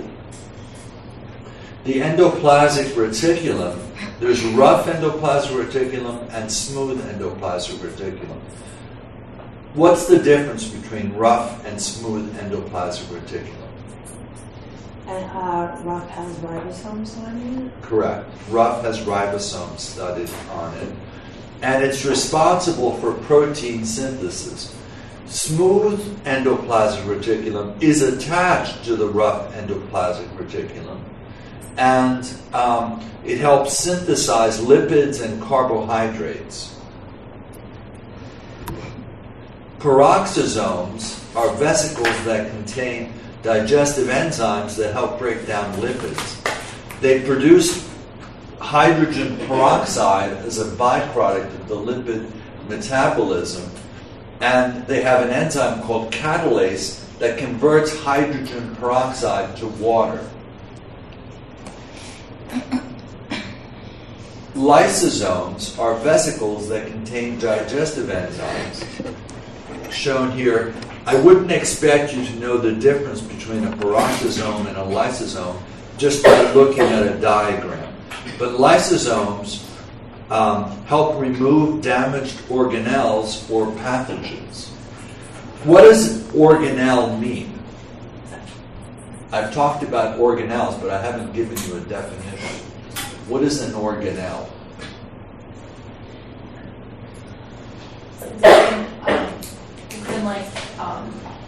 Like parts like in the atom that like serve different functions. Like they basically make the cell function. Right, they make the cell function. They're little organs, basically. Think of it as organelle, like a little organ. The nucleus is the largest organelle. It has in the center of it a nucleolus, which is shown here. The nucleolus is the site of ribosomal RNA synthesis and assembly of ribosomal subunits. Now you see these holes here. These are nuclear pores. The nucleus has a double membrane, an outer membrane and an inner membrane.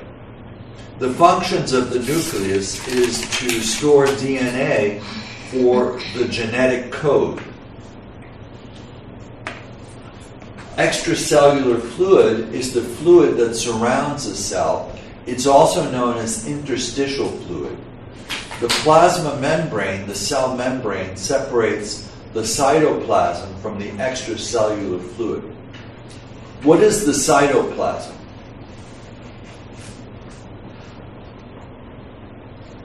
jelly-like substance surrounding like the organelles in the cell.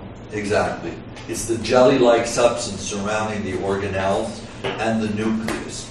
Cytosol is the fluid portion of the cytoplasm. Functions of the plasma membrane: physical isolation, acts as a barrier, regulates exchange with the environment, ions and nutrients enter, wastes are eliminated, and cellular products are released. Sensitivity to the environment, extracellular fluid composition and chemical signals, structural support, and anchors cells and tissues. The membrane is composed of a phospholipid bilayer. It has hydrophilic heads that face outward on both sides towards watery environment. What does hydrophilic mean? Attracted to water, right? Loving water. Hydrophobic means it avoids water. The hydrophobic fatty acid tails are inside the lipid bilayer. This phospholipid bilayer is a barrier to ions and water-soluble compounds. There's different types of proteins in the plasma membrane. There are integral proteins within the membrane. They go all the way through the membrane, integral proteins. Peripheral proteins are either on the inside or the outside of the plasma membrane. Now, think of the plasma membrane as an ocean with icebergs in it. The icebergs are the proteins. The sea is the plasma membrane. Membrane proteins, you have anchoring proteins which act as stabilizers. They attach to the inside or outside structures. Recognition proteins, identifiers, they label the cells as normal or abnormal. Enzymes are proteins that catalyze reactions. There are receptor proteins that bind and respond to ligands, which are ions or hormones. Carrier proteins, which transport specific solutes through the membrane. Channels regulate water flow and solutes passing through the membrane. There are gated channels which open and close to regulate passage of substances. There are membrane carbohydrates, proteoglycans, glycoproteins, and glycolipids. What is a glycolipid?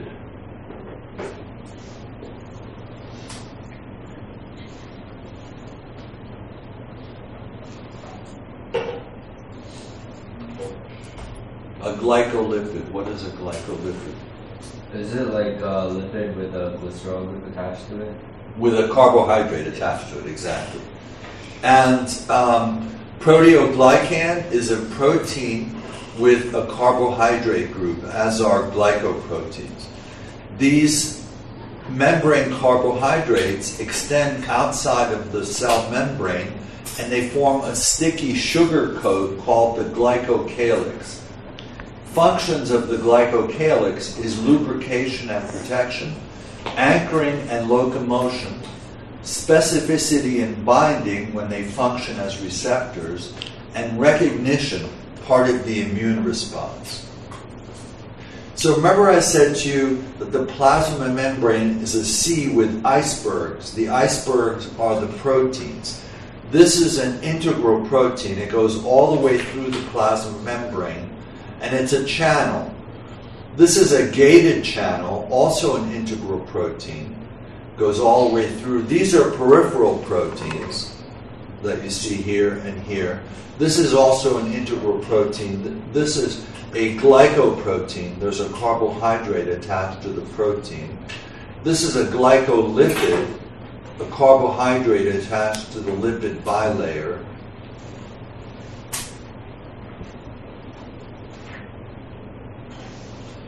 Cytoplasm is all the materials inside of the cell but outside of the nucleus. Cytosol is the intracellular fluid. It contains dissolved materials, nutrients, ions, proteins, and waste products. It has a high protein level and high potassium levels, low carbohydrate, lipid, amino acid, and sodium levels. Organelles are the little organs with specific functions. Organelles can be non-membranous or membranous organelles. Non-membranous organelles don't have a membrane, and they have direct contact with the cytosol. It includes several structures, including the cytoskeleton, centrioles, which were at right angles to each other, ribosomes, proteasomes, microvilli, cilia, and flagella. The flagella is only found in one type of cell. What cell is that? There's only one cell that has a flagella.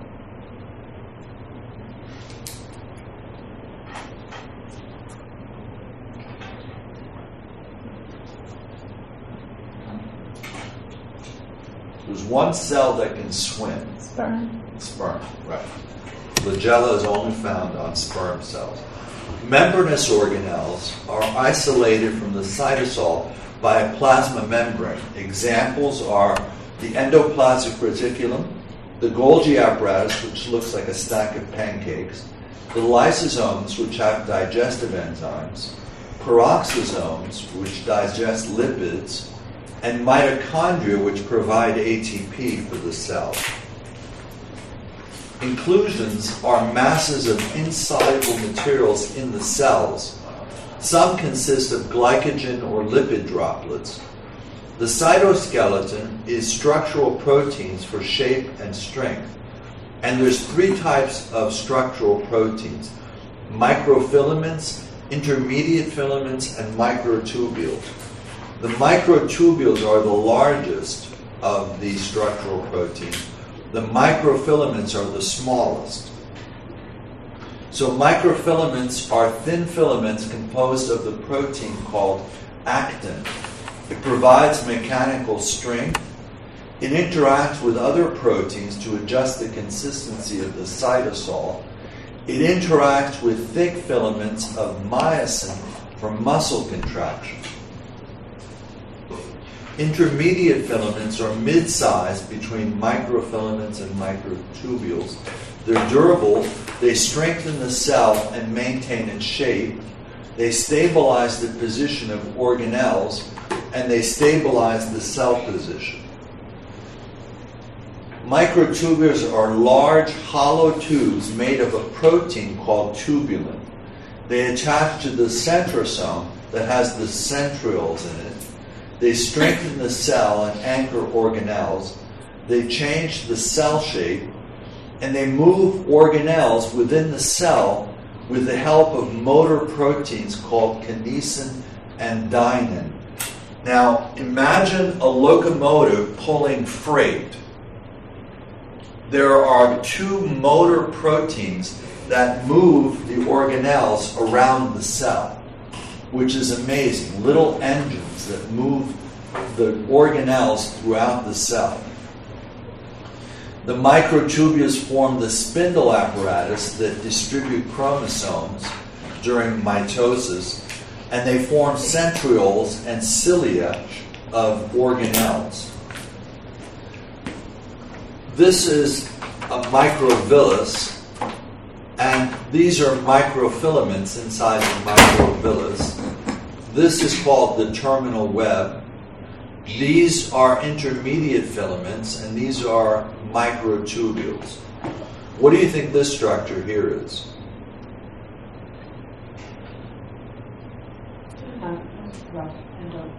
Rough endoplasmic reticulum, right.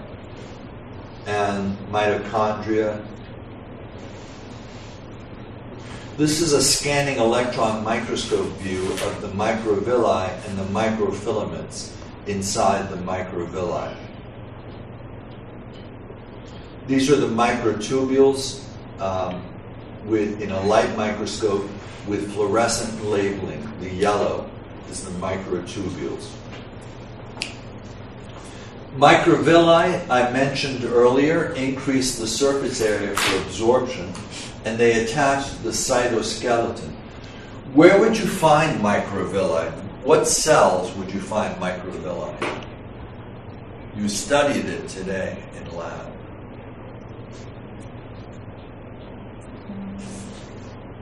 Epithelial cells. And epithelial cells, specifically in the intestines, to increase the surface area for absorption of nutrients. The microvilli do that. Centrioles form the spindle apparatus, the strings or spider webs that help separate sister chromatids from each other during mitosis. The centrosome is the cytoplasm next to the nucleus that surrounds the centrioles. Cilia, singular is cilium, are slender extensions of the plasma membrane. They move fluids across the cell surface. A primary cilium is non-motile. It's found in a variety of cells, and they're usually used as receptors in the body. A place where you would find a primary cilium would be in the nose, the olfactory receptors that detect smell. You also have a primary cilium in taste buds, little hairs in the taste buds that detect chemicals that we call taste. Motile cilia are found in the respiratory tract and reproductive tract. The microtubules in the cilia are anchored to something called a basal body. And the flagellum is the whip-like extension of the cell membrane that's found in sperm cells. These are a pair of centrioles. Notice they're at right angles to each other. They're made up of microtubules. And this is a transmission electron microscope view of a cross-section of one of the centrioles. Notice there's 3 microtubules next to each other, and there's 9 of them. There's 9 microtubules. This is called a 9+0 array. Now you might say, why +0? Because there's no centriole, there's no microtubules in the center. So that's why it's called 0. You're going to see my 9+2 arrangement in just a moment. So this is a motile cilium. Cross-section of the cilium at this space here shows the microtubules. This is a 9+2 arrangement. 2 microtubules in the center. Notice that there's like a little hook, something shaped like the letter U.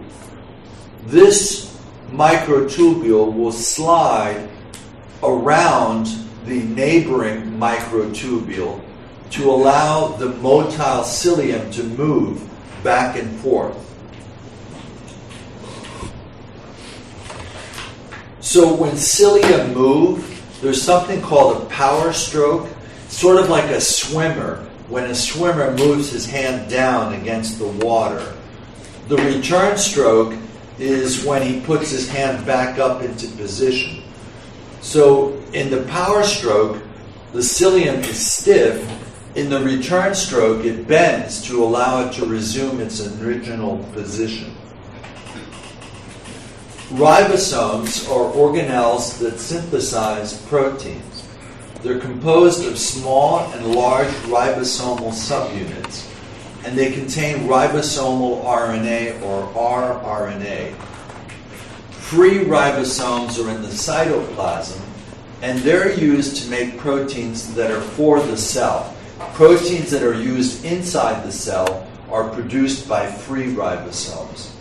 Fixed ribosomes attached to the endoplasmic reticulum manufacture proteins that enter into the endoplasmic reticulum for packaging to be sent to the Golgi apparatus.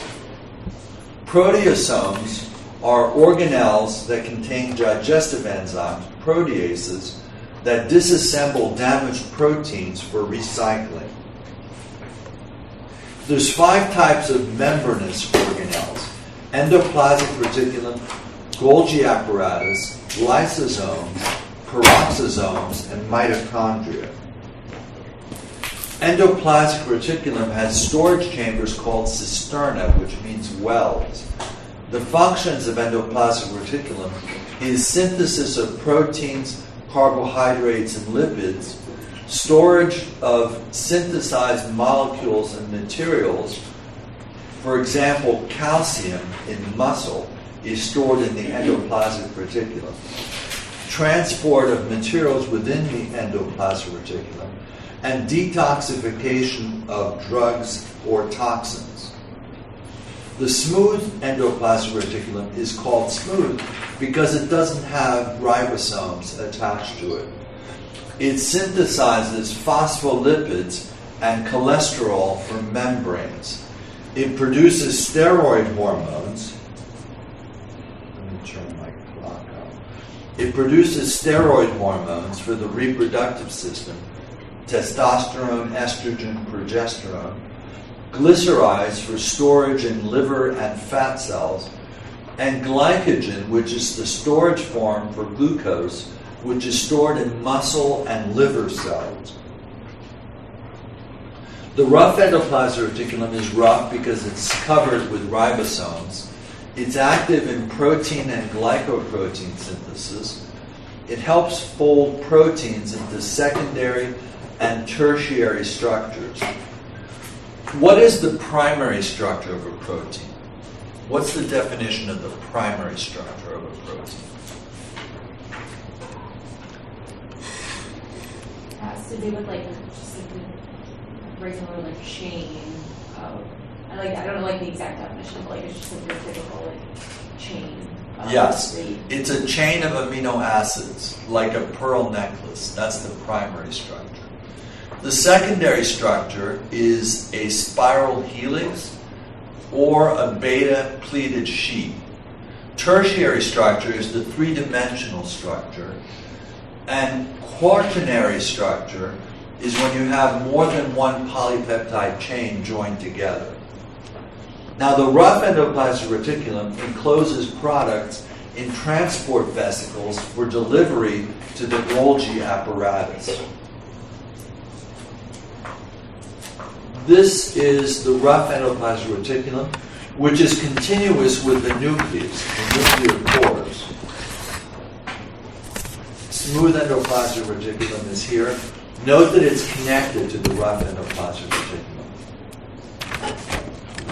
This is an electron microscope view of rough endoplasmic reticulum, smooth endoplasmic reticulum, and free ribosomes. So we're not making this stuff up. We can actually see it. The Golgi apparatus is also known as the Golgi complex. The functions are to modify and package secretions such as hormones or enzymes for release from the cell. It adds or removes carbohydrates to or from proteins.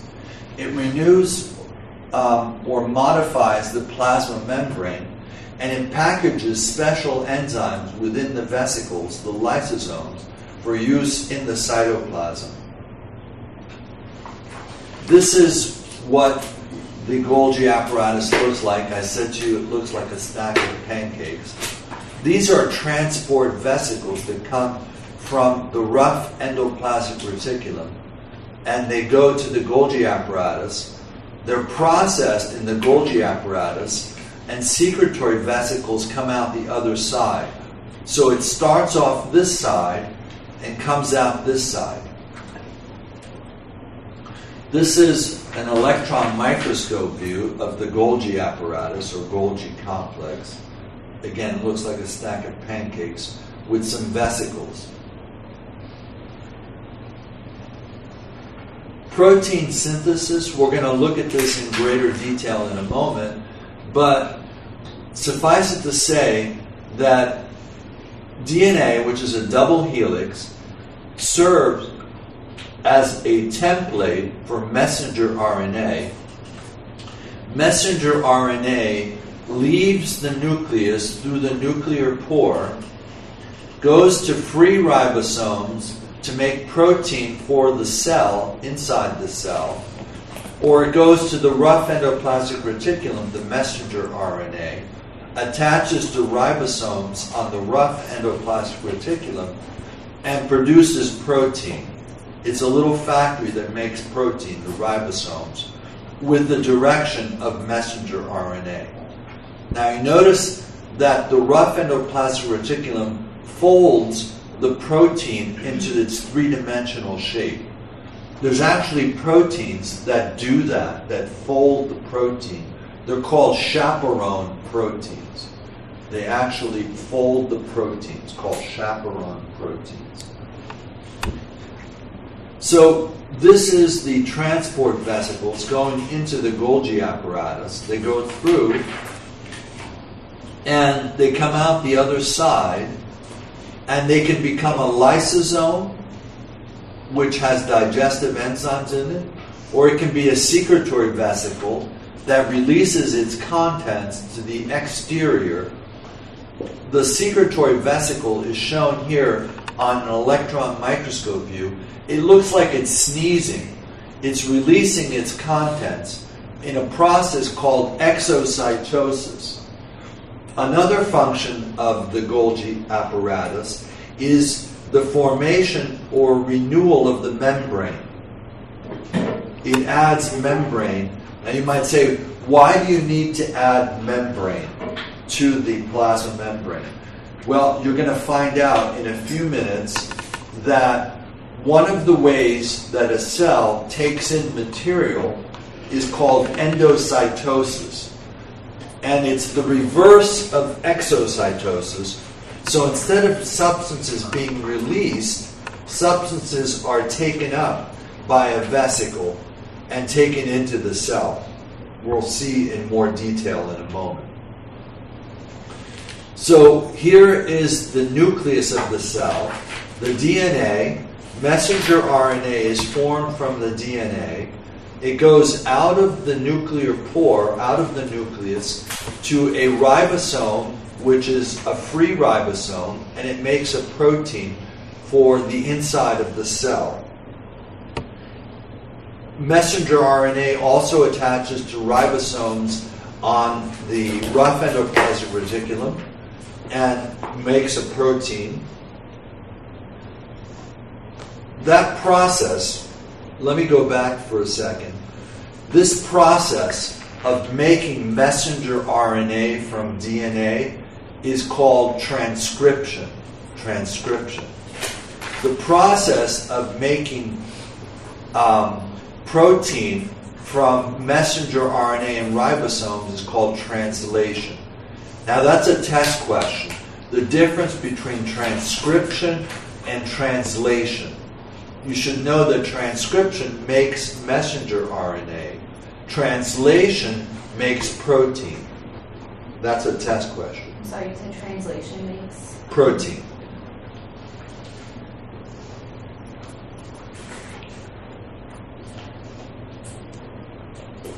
So in the rough endoplasmic reticulum, the protein is folded and put in transport vesicles, which will go to the Golgi apparatus and come out the other side. And again, form lysosomes, secretory vesicles, or membrane renewal.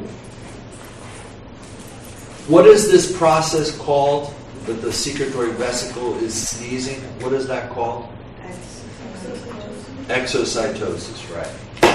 What's the opposite of exocytosis? Endocytosis. Very good.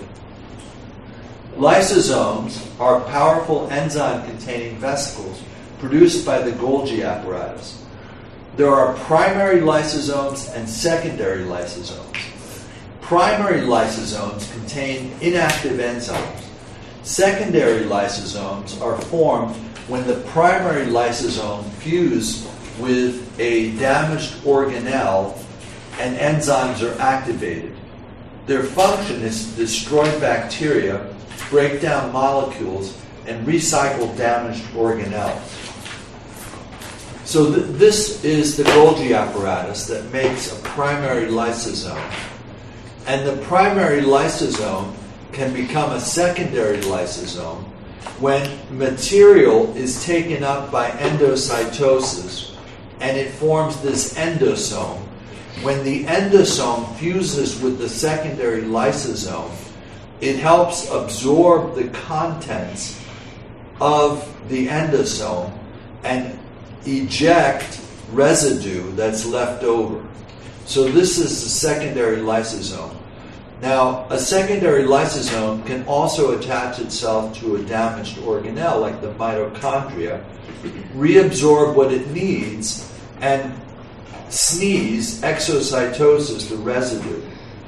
There's one other function of a lysosome, and that's the kamikaze effect. The kamikaze effect is called autolysis. Autolysis is when the cell self-destructs, the lysosome membranes break down, the digestive enzymes are released, and the cell is destroyed, and the cellular materials are recycled. Peroxisomes are small enzyme-containing vesicles that are produced by the division of existing peroxisomes. They break down organic compounds such as fatty acids, and I mentioned earlier they produce the free radical hydrogen peroxide, and the enzyme catalase converts hydrogen peroxide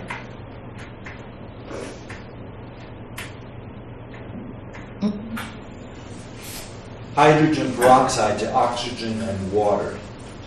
I got nervous for a second. The mitochondria has a smooth outer membrane, and it has an inner membrane that has numerous folds called cristae. The cristae surround the fluid contents called the matrix. It takes chemical energy from food, glucose, to produce energy in the molecule of ATP. Mitochondrial energy production. Glycolysis is a process that breaks down glucose into pyruvic acid, and it occurs in the cytosol. The mitochondria absorb pyruvate molecules, and there's something called the citric acid cycle, Krebs cycle, tricarboxylic acid cycle, or TCA cycle, which occurs in the inside of the mitochondria, in the matrix, and it breaks down pyruvate. There's something on the inner mitochondrial membrane called the electron transport chain, which helps pump out hydrogen ions into the space between the outer membrane and the inner membrane. As the hydrogen flows back into the matrix, it powers ATP, it makes ATP. We'll discuss that in greater detail in the coming lectures. Aerobic metabolism is cellular respiration. The mitochondria use oxygen to break down food and produce ATP. Most of the ATP needed to keep a cell alive, 95%, comes from aerobic metabolism from the mitochondria. The chemical formula is glucose plus oxygen plus ADP, adenosine diphosphate, leads to carbon dioxide, water, and ATP. On a cold day, when you breathe out and you see what looks like smoke, that's a combination of water vapor and carbon dioxide that produces that mist that you see on a cold day. So this is a diagram of the mitochondria. It has an outer membrane, an inner membrane, a space between these two membranes. The cristae are these baffles that you see here. The matrix is the fluid in between the cristae.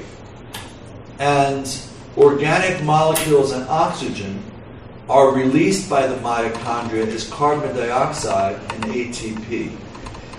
Now, this is an electron microscope view of a mitochondria, and you can see that it has these baffles called the cristae.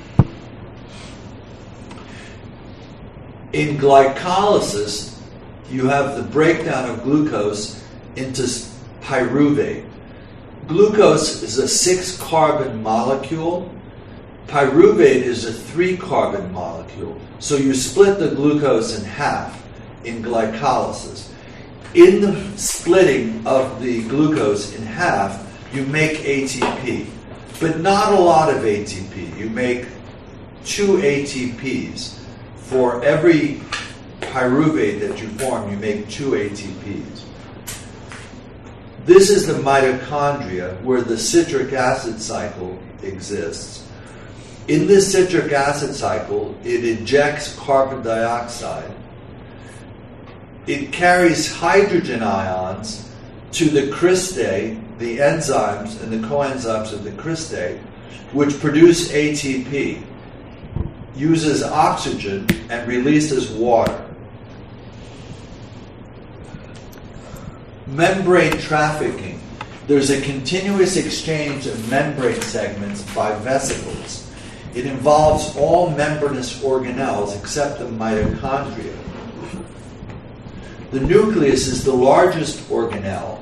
It's the cell's control center. It has a nuclear envelope, which is a double membrane around the nucleus. Similar to the mitochondria, it's a double membrane. Now, the plasma membrane is not a double membrane. It's a lipid, phospholipid bilayer, but it's not 2 membranes. It's 1 membrane. The nucleus has 2 membranes, as does the mitochondria. The perinuclear space is the space between the 2 layers of the nuclear envelope. The nuclear pores are communication passages in the nuclear envelope. So this is a nucleus here. This is the nuclear envelope, the nuclear pores. This is the nucleolus, shown in this electron microscope view. This is a diagram. These are the nuclear pores. They're made up of proteins that form a ring. And this is the inner membrane, and this is the outer membrane. This is the perinuclear space. Now, the way we know that this is a double membrane is something called freeze-fracture scanning electron microscopy. You freeze the nucleus and you break it, and you can see that it has 2 membranes, an inner membrane and an outer membrane, and you can see the nuclear pores here. The contents of the nucleus, you have the nuclear matrix in the nucleoplasm. It has support filaments. The nucleoli, nuclear organelles that synthesize ribosomal RNA and assemble the ribosomal subunits. The nucleoli are made of RNA, enzymes, and histones. Nucleosome is DNA coiled around histones. They're loosely coiled into chromatin in non-dividing cells and tightly coiled chromosomes before division. Let's see what that looks like. So this is the double helix of DNA. This is a nucleosome here. These are the DNA helix, double helix, wraps around histones. And this is chromatin. It looks like spaghetti. You can't really see chromatin when you look at a non-dividing cell. It appears like fine hairs. You don't really see it. You see the nucleus, but you don't see the DNA. When it's supercoiled, you end up with chromosomes that you can actually see, a visible chromosome. So if you keep coiling it and it's supercoiled, you end up with a chromosome with 2 sister chromatids. And in the center, there's a centromere that joins the 2. Now, recall from lab mitosis. In mitosis, you separate the sister chromatids using spindle apparatus to separate the 2 halves of the chromosome, the sister chromatids.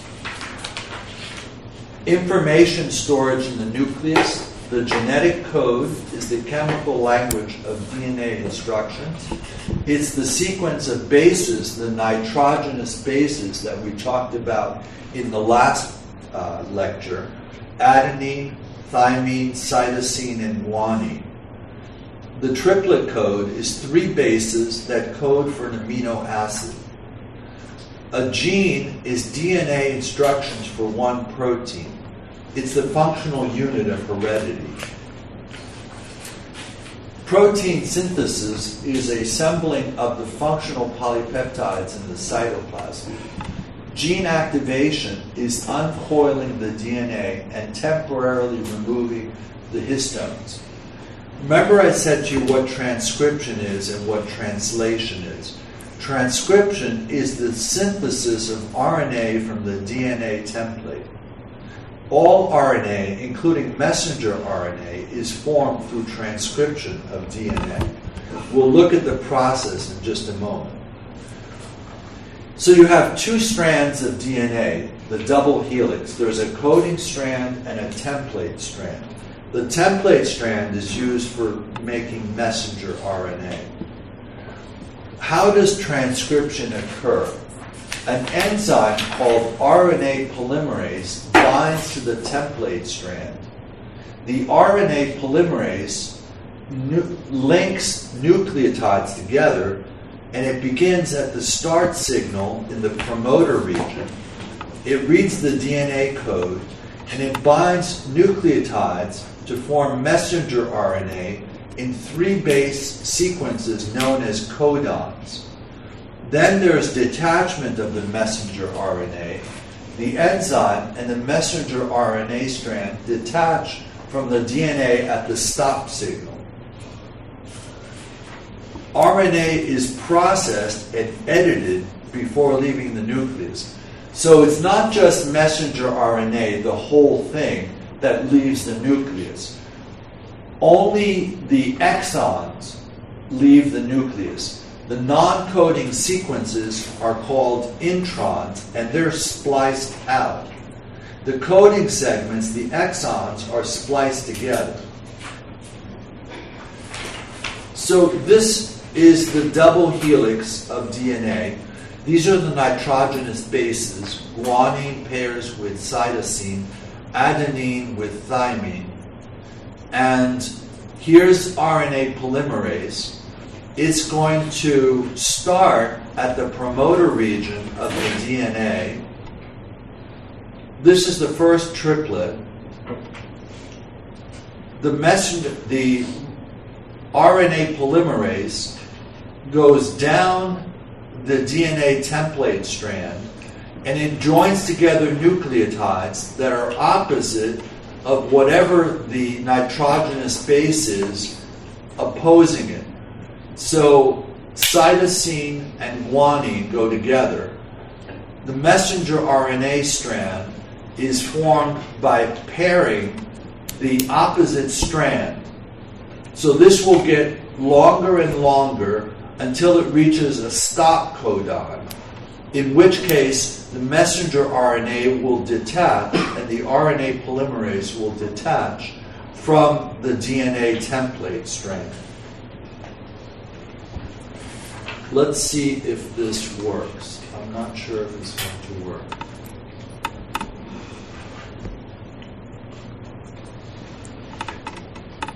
Welcome to another Anatomy and Physiology Smart Art video, where we guide you through an important piece of art. After watching this video, you should be able to summarize the process of transcription. Transcription is the process of producing RNA from a DNA template. The term transcription is appropriate because transcribe means to copy or rewrite.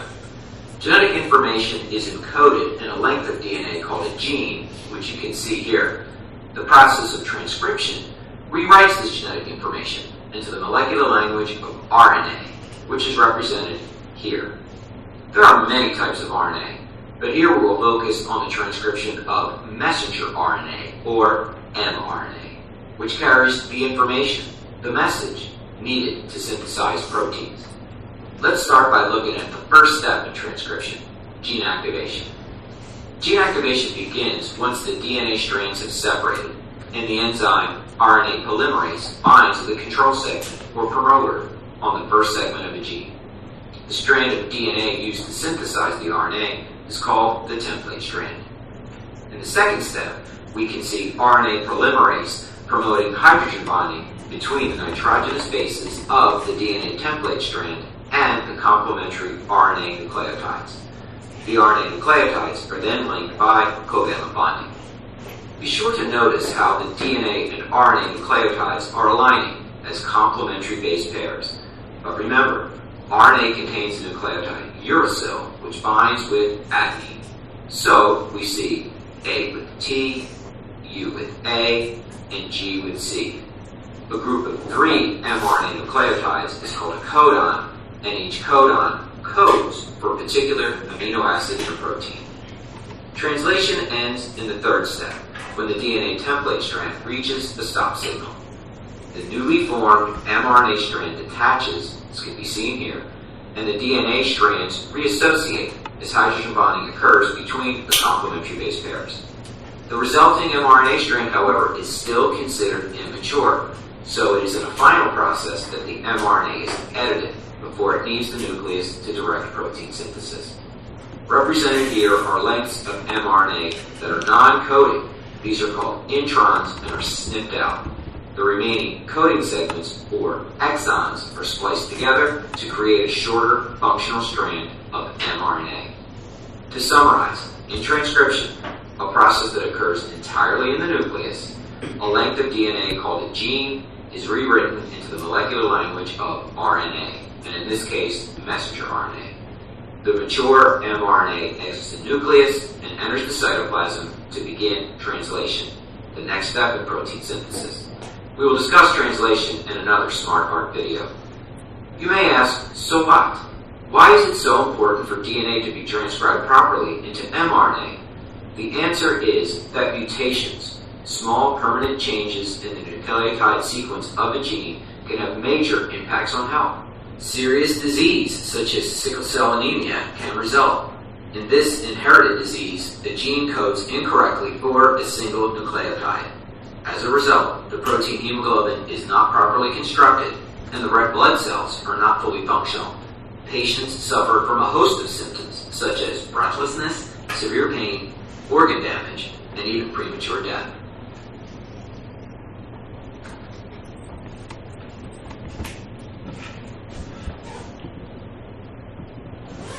So we talked about transcription. Let's talk about translation. Much more complicated, the process of translation.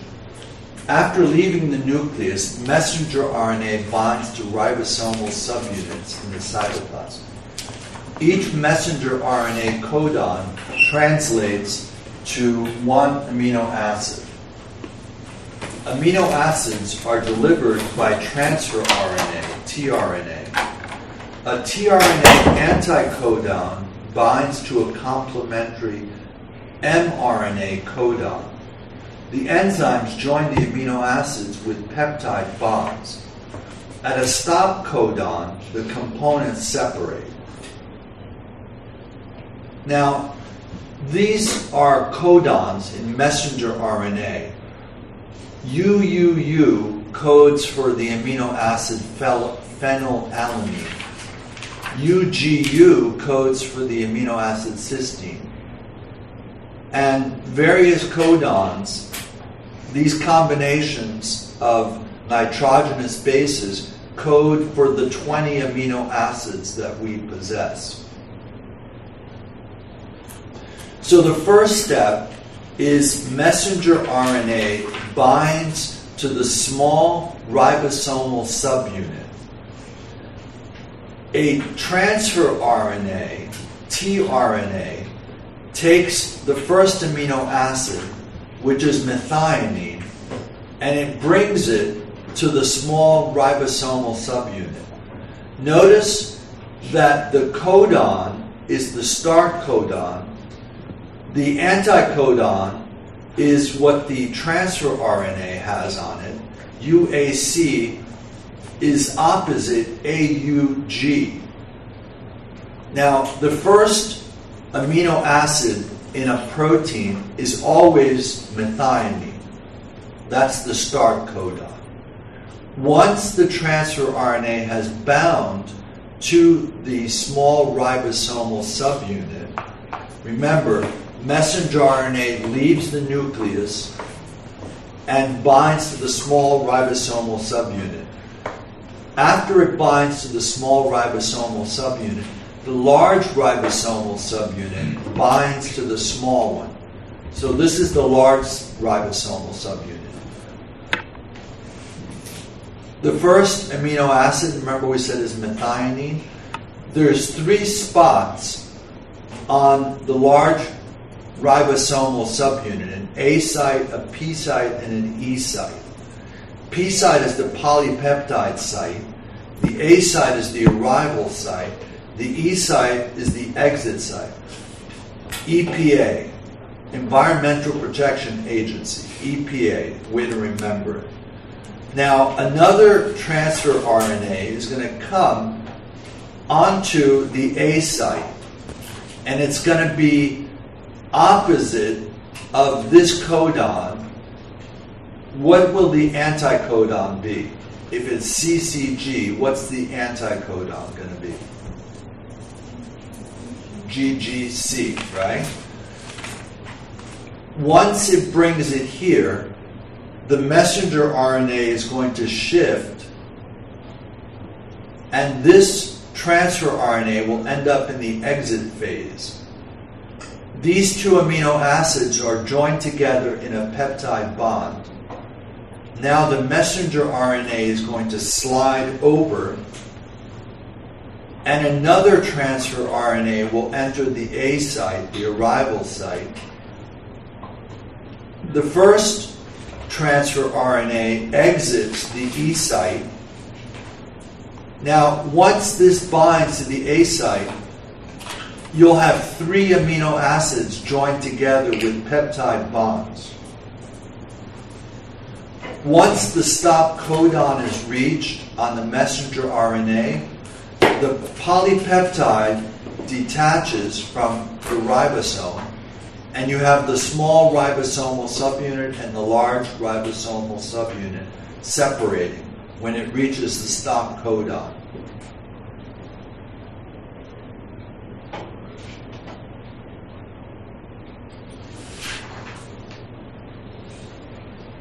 Welcome to another Anatomy and Physiology Smart Art video, where we guide you through an important piece of art. After watching this video, you should be able to summarize the process of translation in the synthesis of proteins. Recall that translation is the final event in protein synthesis after gene activation and transcription. It's also important for you to remember that the first 2 steps, gene activation and transcription, occur here in the nucleus, while this final process, translation, occurs here in the cytoplasm. The term translation is appropriate, as this step is all about translating genetic information from messenger RNA, or mRNA, to the language of proteins, which is a sequence of amino acids in a polypeptide chain. That is represented here as a series of 3 balls, each of which represents an amino acid. Here you can see a small segment of the mRNA strand that exited here from the nucleus. This codes for our end product, a polypeptide chain. Let's start with the language of nucleic acids, a sequence of nitrogenous bases, by taking a closer look at the initiation process. Here you can see the nitrogenous bases grouped into sets of 3, and each set makes up what we call an mRNA codon. Each mRNA codon, once it is translated, designates or codes for a specific amino acid that will be inserted into the growing polypeptide chain. All of this is shown nicely in this particular image, as you can see the mRNA and representative codons and how that relates to a particular amino acid. Again, it's important to remember translation occurs outside of the nucleus, in the cell cytoplasm. Recall, the nucleus contains DNA and the newly synthesized mRNA. This mRNA then exits the nucleus through a nuclear pore, which is represented here in the image. Let's go back to the cytoplasm and now talk about the ribosomes, one of which is represented here. Notice that inside each ribosome is a series of 3 tRNA binding sites named E, P, and A on what is called the large ribosomal subunit. That can be seen here. See here how the mRNA strand binds to the P site on the large ribosomal subunit. Let's now see how transfer RNA, or tRNA, shuttles amino acids to the ribosome and binds its anticodon with the mRNA codon in a complementary fashion. U with A with U, and C with G. The small and large ribosomal subunits interlock around the mRNA strand, forming what we now call a functional ribosome. The initiation complex is now complete and protein synthesis proceeds. Elongation occurs when the next tRNA molecule arrives at the A site, here, again binding anticodon to codon. The adjacent amino acids form peptide bonds, the ribosome moves farther along the mRNA strand, and the first tRNA moves from the P site to the E site and is released into the cytoplasm. Elongation continues as perhaps hundreds of amino acids are sequenced, but ends when the ribosome reaches the stop codon at the end of the mRNA strand. Termination occurs as a protein-releasing factor, not shown here, recognizes the stop codon, and the polypeptide is released. This newly synthesized polypeptide is then processed into complex shapes, resulting in a functional protein such as hemoglobin or perhaps collagen. Remember, proteins are the most abundant organic components of the human body, and in many ways, the most important.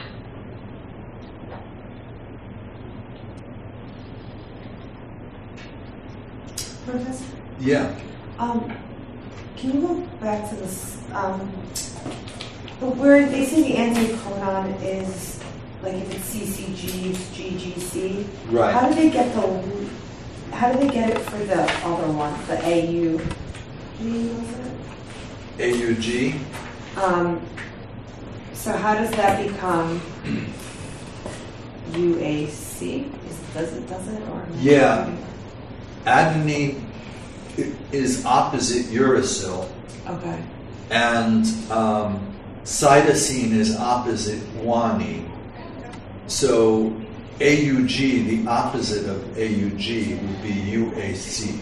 Okay. That's the anticodon, the UAC. The codon is AUG. So you would have to know what the opposites are to know what the codon Right. for it. The codon codes for a specific tRNA that brings a specific amino acid to the mix and binds the amino acids together. Should we know all of them? Yes. Yes. What I would suggest you do is go on YouTube and look up transcription and translation. Because this Smart Art video is limited. It'd be better if you actually see it in a video.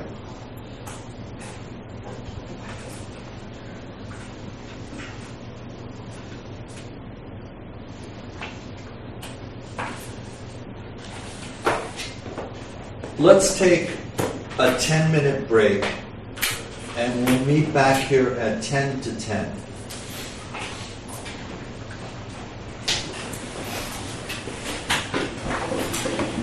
Anybody that came in late, please come and see me.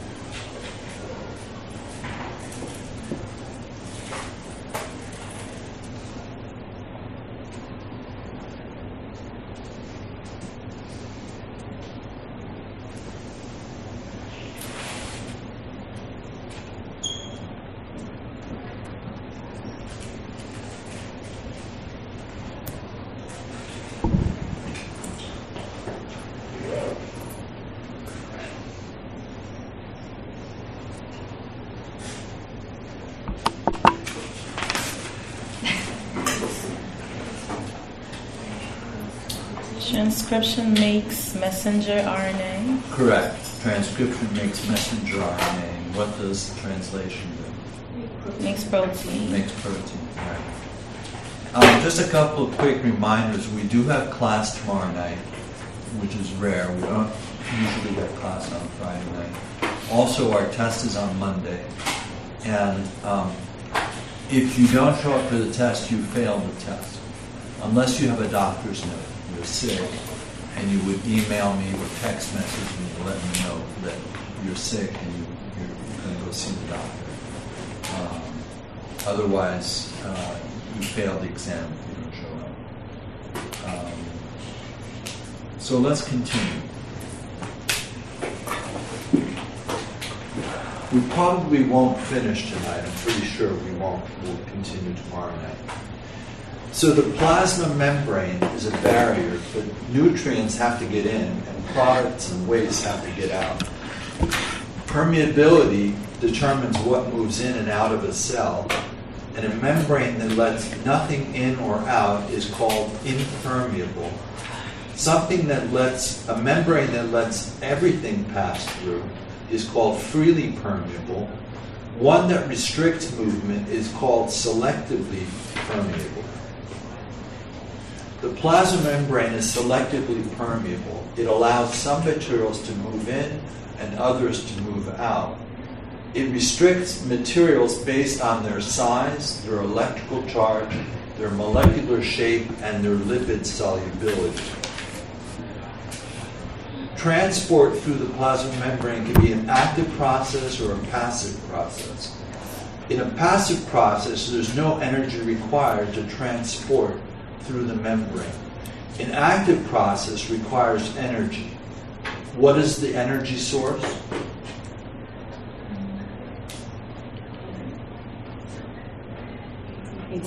ATP, right. Diffusion and osmosis are both passive. Carrier-mediated transport can either be passive or active, and vesicular transport is active. Remember we talked about endocytosis. Endocytosis is vesicle transport, and it's an active process.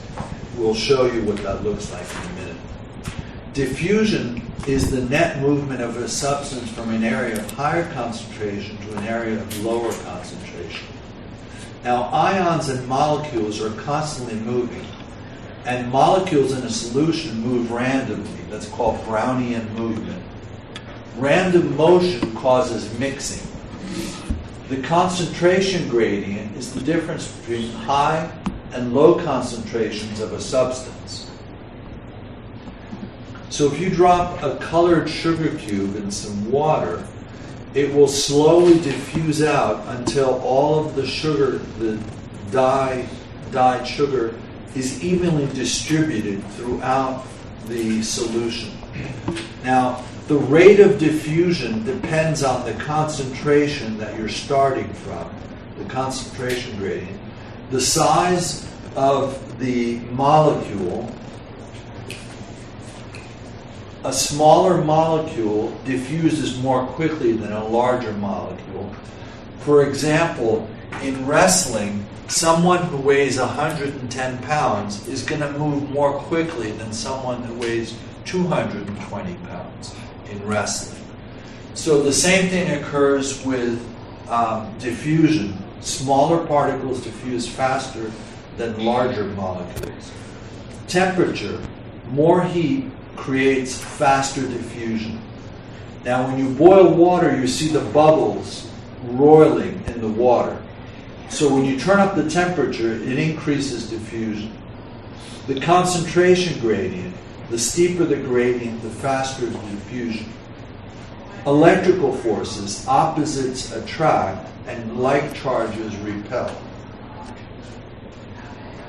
Simple diffusion occurs with lipid-soluble compounds such as alcohols, fatty acids, and steroids, dissolved gases like oxygen and carbon dioxide, and water molecules.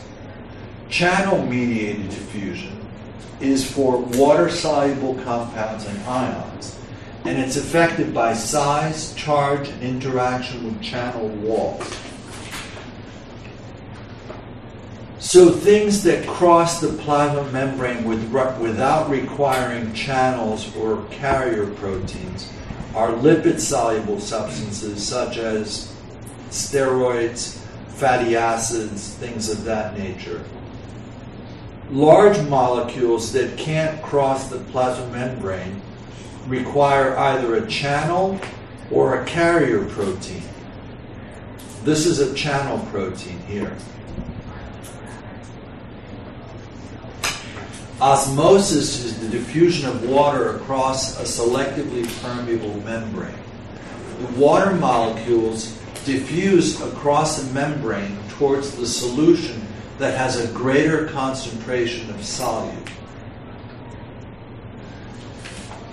So this side here of this water column has more solute than this side. Notice there's more purple dots on this side than there is on this side. Water is shown by the blue dots. Water will be attracted to the area where there's a higher concentration of solute. As that occurs, water will actually go up on one side to equalize the difference between the two sides. So the volume is decreased on one side and it increases on the other side. And this was the original level. Osmosis can be prevented by resisting the change in volume. The osmotic pressure is the hydrostatic pressure required to stop osmotic flow. So osmotic pressure is force that is required to keep osmosis from occurring. Now, does anybody here have a water filter in their home? Does anybody have reverse osmosis water filter? No. You probably have charcoal water filters. Reverse osmosis is when you press water against its gradient. So water is forced back into an area where there's less solute. That is reverse osmosis. And that's the basis for converting salt water into fresh water. Salinity processing plants use reverse osmosis to push water away from salt. Osmosis occurs more rapidly than solute diffusion because water can cross a membrane through abundant water channels called aquaporins. Aquaporins are more numerous than solute channels. Osmolarity is the osmotic concentration. It's the total solute concentration in a solution. Tonicity describes how a solution affects cells. Depends on the nature of the solutes. An isotonic solution, iso means same, tonos means tension. It doesn't cause osmotic flow. In a hypotonic solution, there's a lower solute concentration outside the cell than inside the cell. In a hypertonic solution, there's a higher solute concentration outside the cell than inside the cell. A cell in an isotonic solution stays the same size and shape. A cell in a hypotonic solution gains water and it may rupture. Hemolysis is the rupturing of a red blood cell due to gaining water.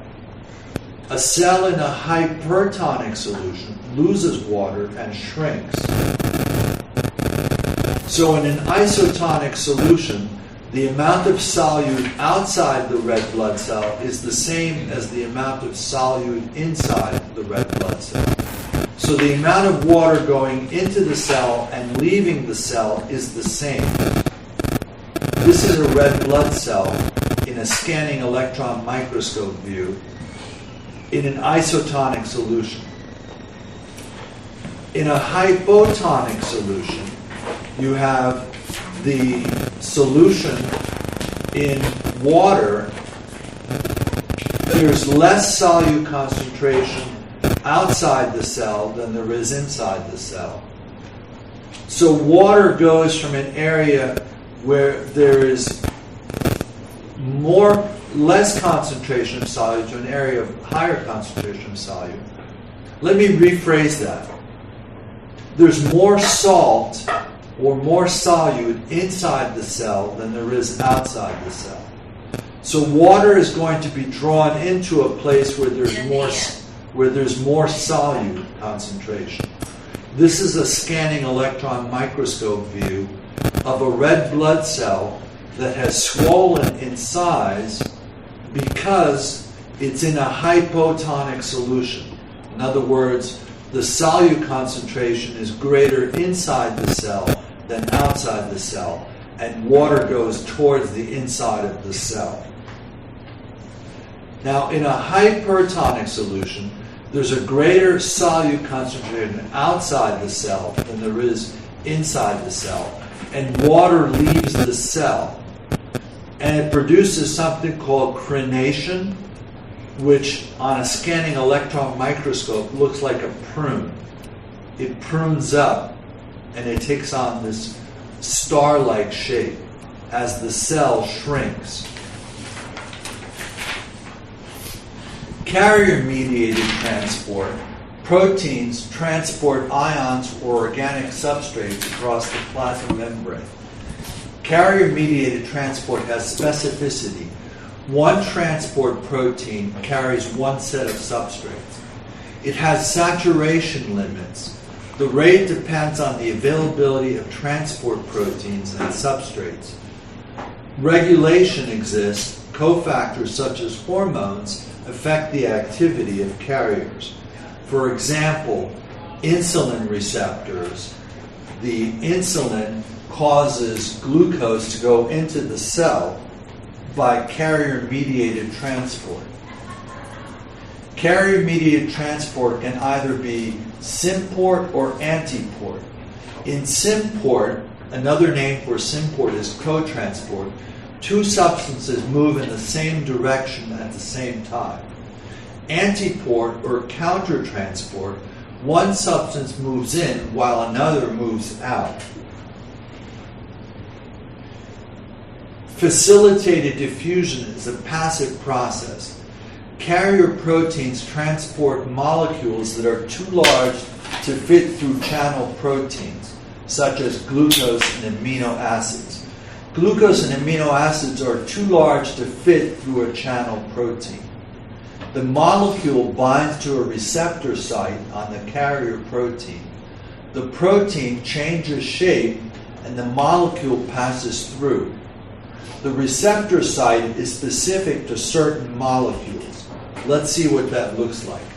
So glucose enters a receptor site on a carrier protein, and it changes the shape of the carrier protein to dump the glucose out the other side. So it's changed shape, and it funnels the glucose out the other side. So this is a carrier protein. Active transport. The active transport proteins move substrates against their concentration gradients. In facilitated diffusion, you go from an area where there's a higher concentration to an area of lower concentration. So there's more glucose outside the cell than there is inside the cell. So glucose will flow from an area where there's more glucose to an area where there's less glucose. That's a passive process. In active transport, the protein moves substances against their concentration gradients, and it requires ATP as the source of energy for the pumps. Ion pumps can move sodium, potassium, calcium, magnesium, and other ions. Exchange pumps move two ions in opposite directions at the same time. Primary active transport pumps solutes against the concentration gradient using ATP. An example of that would be the sodium-potassium exchange pump. 1 ATP powers the movement of 3 sodium ions out and 2 potassium ions in. Let's see what that looks like. So this is the sodium-potassium exchange pump. It uses ATP, and it pumps from the outside into the inside of the cell 2 potassiums. It pumps out 3 sodium ions from inside the cell. Notice they're going in opposite directions. So this is active counter-transport. It's another way of saying primary active transport. Now there is secondary active transport, where ATP is required to establish a concentration gradient of one substance in order to passively transport another substance. For example, the sodium concentration gradient drives glucose transport into cells, and ATP is used to pump sodium back out. Let's see what that looks like. So, in secondary active transport, sodium and glucose are transported together from an area where there is more sodium to an area where there's less sodium.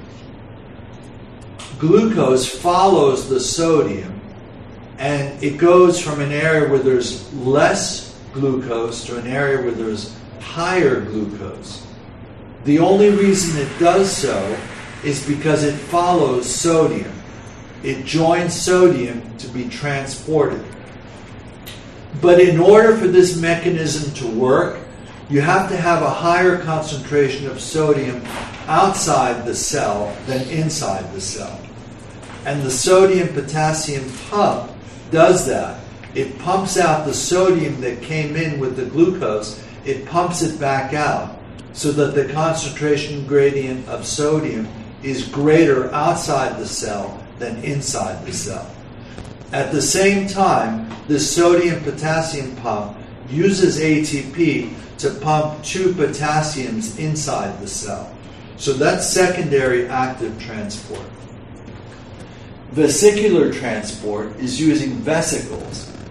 Endocytosis is the importation of extracellular materials packaged within vesicles, and it requires ATP.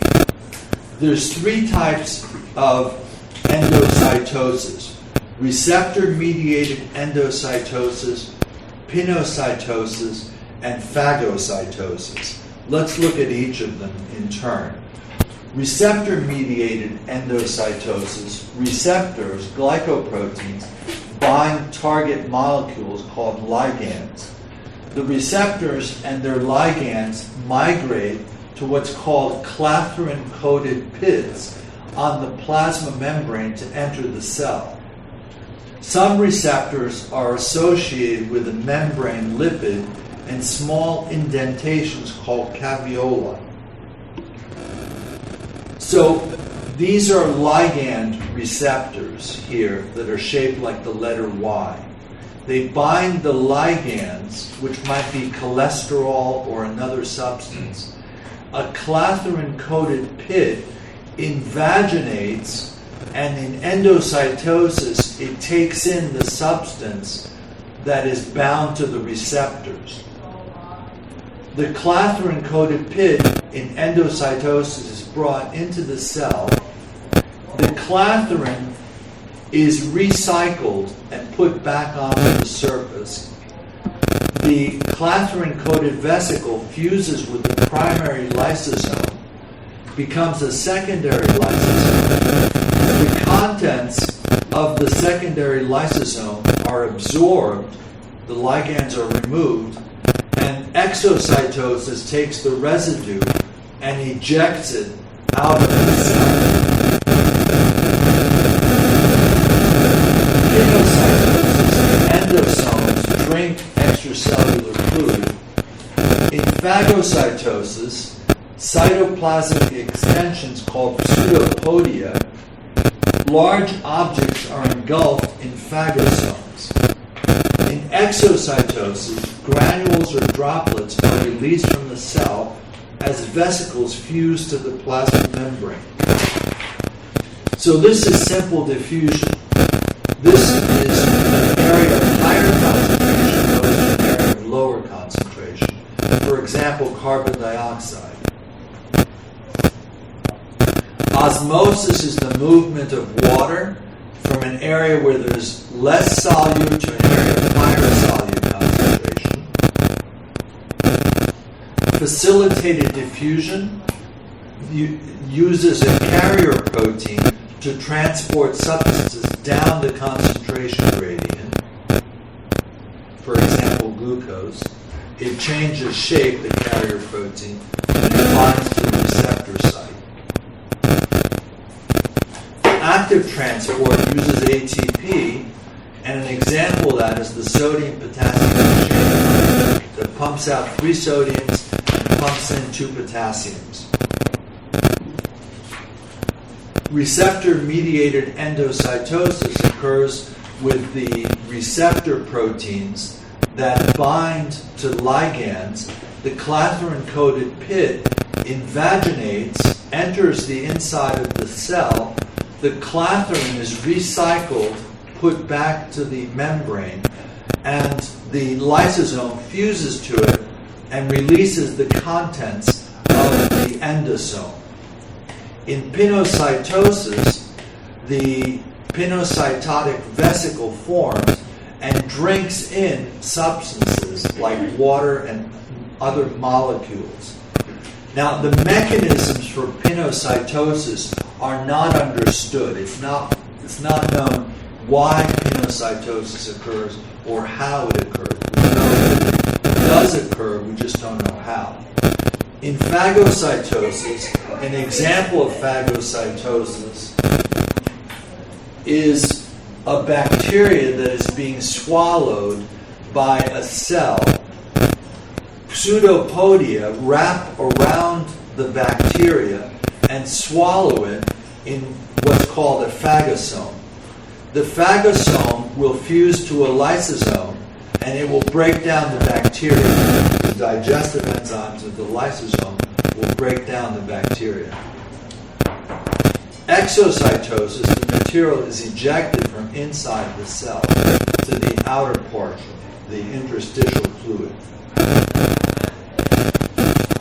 By the way, before I talk about membrane potentials, I just want to go back to translation. If the codon of messenger RNA is AUG, what would be the anticodon of tRNA? What would be the opposite of AUG?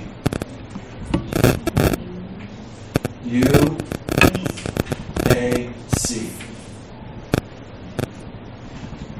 So don't be surprised if on the test you see a codon and you have to tell me what the anticodon is.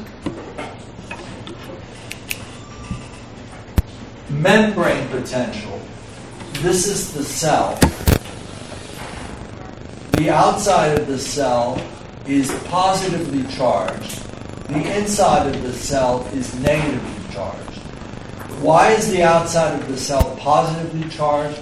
Because it has a greater concentration of sodium. Why is the inside of the cell negatively charged? Because it has negatively charged proteins inside the cell. Negatively charged proteins. Now, there's a potential difference between the positive and negative. You can measure the electrical difference between the two. If you put an electrode on the outside, attach it to a voltmeter, and attach an electrode to the inside of the cell.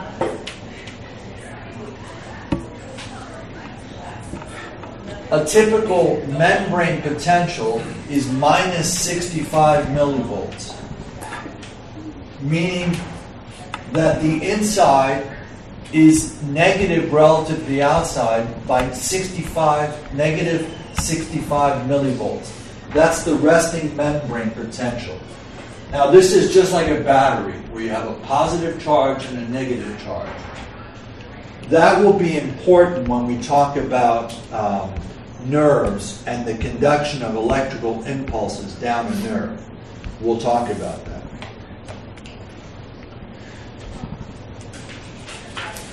I think I'm going to stop right there, and we'll continue with mitosis next month.